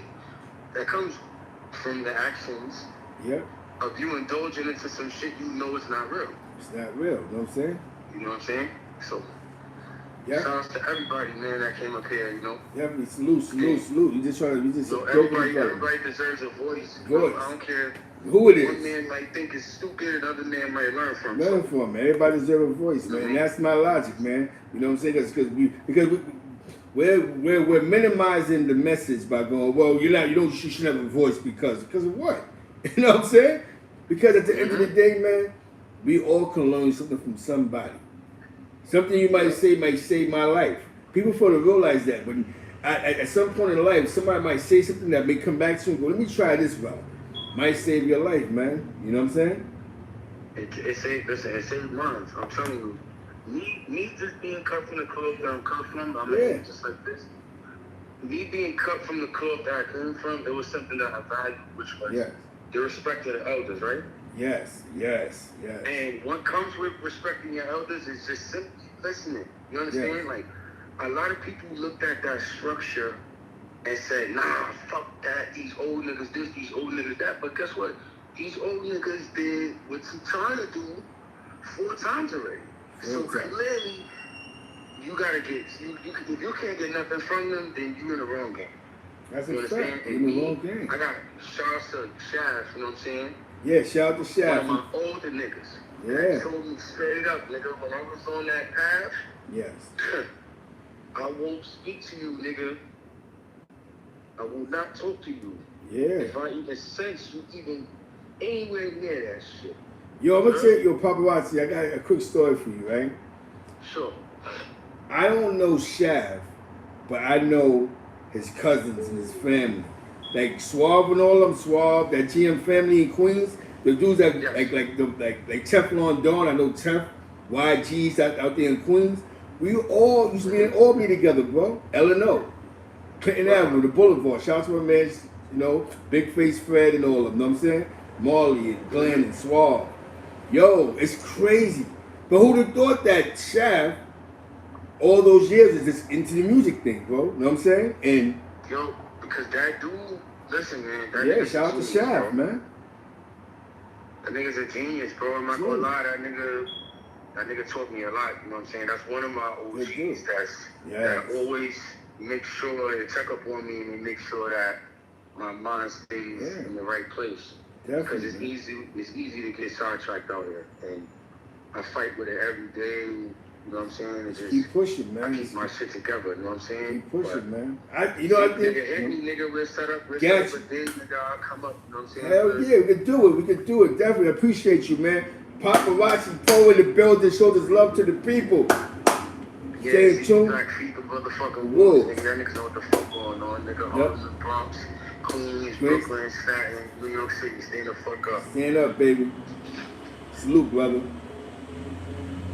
Yeah, this is a good one, man. This is one of the classics. We back at the classics again. We back at the classics. Paparazzi Po's in the building. Get in tune with him. The podcast, the coldest winter. You know what I'm saying? And you know that's what we're doing as a people, as a culture. Shout out to Scheme Team. Can't forget about Scheme, man. Definitely appreciate your shout out last night. I appreciate you, bro. That's what it's about. You know what I'm saying? Shout out to Scheme Team. And he does have great and creative content. So shout out to Scheme. Some people may not agree, but we all are controversial. We all say something that people ain't agree to. So definitely salute to Scheme, you know what I'm saying? Scheme 2000, follow, subscribe to, you know what I'm saying? Definitely in the building, man. I'm about to close out. I appreciate all those that came for the content. It was like 2 hours long, you know what I'm saying? But I think it was well deserved, it was worth it. Shout out to Hassan Campbell for making his video on the subject. Shout out to SnowBilly for pulling up. Shout out to Mr. White Bills, a Harlem legend, Forster in the building, FEB. A couple of days ago was Lacey's birthday, I believe. Rest in peace, Lace from Forster. It was his birthday party. I see somebody posted from 112th Street, you know what I'm saying? You know what I'm saying? Definitely. BQ Mommy in the building. Shout out to Corona Queens, East Elmhurst Boulevard, you know what I'm saying? This is what New York City is about, man. We ain't gonna agree on everything. But one thing I'm gonna say is we gotta find some legal shit to do. You know what I'm saying? Definitely, I appreciate that, Miss Playful. Definitely, salute. The people, we gotta let the people talk. Carbon Projects in the building, gotta let the people talk. You know what I'm saying? Gotta let the people talk, man. You know what I'm saying? This is what this is all about. Salute to 050 China, shout to Wifey Southern Bell. You know what I'm saying? Shout out to St. Louis, West Side St. Louis. Shout out to Kansas City, North Side St. Louis. You know what I'm saying? You know, we the people, man. Exactly. Shout out to the BX. You know what I'm saying? You already know University, everything on the West Side Bronx. I'm on the East Side Bronx, Webster. Definitely appreciate you, Popperazi. Thank you for pulling up. You heard? Positive vibes. You know what I'm saying? And it's funny how I met him. I told you we met at a program because of parole. You know what I'm saying? So you meet people in your travels. I just came home. He just came home. Definitely HBO only. Shout out to Staten Island. Can't forget about Staten Island. We can't forget about Flushing. Flushing Projects and Flushing Projects. The little projects over there in Flushing off by Main Street. Can't forget, man. From New York, baby. From New York. Shout out to Southside Jamaica, Queens, man. Suffolk. My man Smitty Brim and all that, man. Yo, with that being said, man, I do gotta go. I appreciate y'all. Appreciate the support. It's a dope show. It's a dope day. A lot of information was out there, good and bad. Some people losing their minds, people ain't. But it is what it is. That being said, yo, y'all have a good day, man. I appreciate this. Next Wednesday, we'll be back. Definitely Ron. You know what I'm saying? Definitely Ron. Definitely salute. We'll be back next Wednesday. We'll be back next Wednesday. It's on and popping. We'll be back next Wednesday. Don't worry about it. We'll be back next Wednesday. But follow me on IG. Follow me in my community board. Just follow me. You know what I'm saying? I might go live on IG here and there. But I'm community board. I'm putting some information up. But next Wednesday, we on and popping. You know what I'm saying? That being said, Feliz Navidad. And my Hector Marquez Perez. That's what I would have had today. Hector Perez. You know what I'm saying? My project, Listen to Project. Shout out to Mike Twin. Free Rich Twin. Salute to Ronald.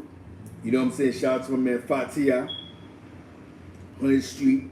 My block, Hilltop Music Group. Hilltop, Lex Ave. Shout out to the PT 131 crew. Shout out to the TDO crew. You know what I'm saying? My man Jove and all that. Ava, Asa. Everything in Washington. Frank White. Eddie White and all of them. Just, you know, showing love to my people. The Carver Mob. Everything in Carver. You know what I'm saying? My side blocks, East, you know, the East Army and all that. That being said, man, appreciate your people, love your people, man. And remember, everybody has a right to their opinion. So sometimes there's facts, we want to be the truth, but learn to believe the truth. You know what I'm saying? That being said, I love y'all. I appreciate y'all for just coming for, you know, just enjoying my time. That being said, peace.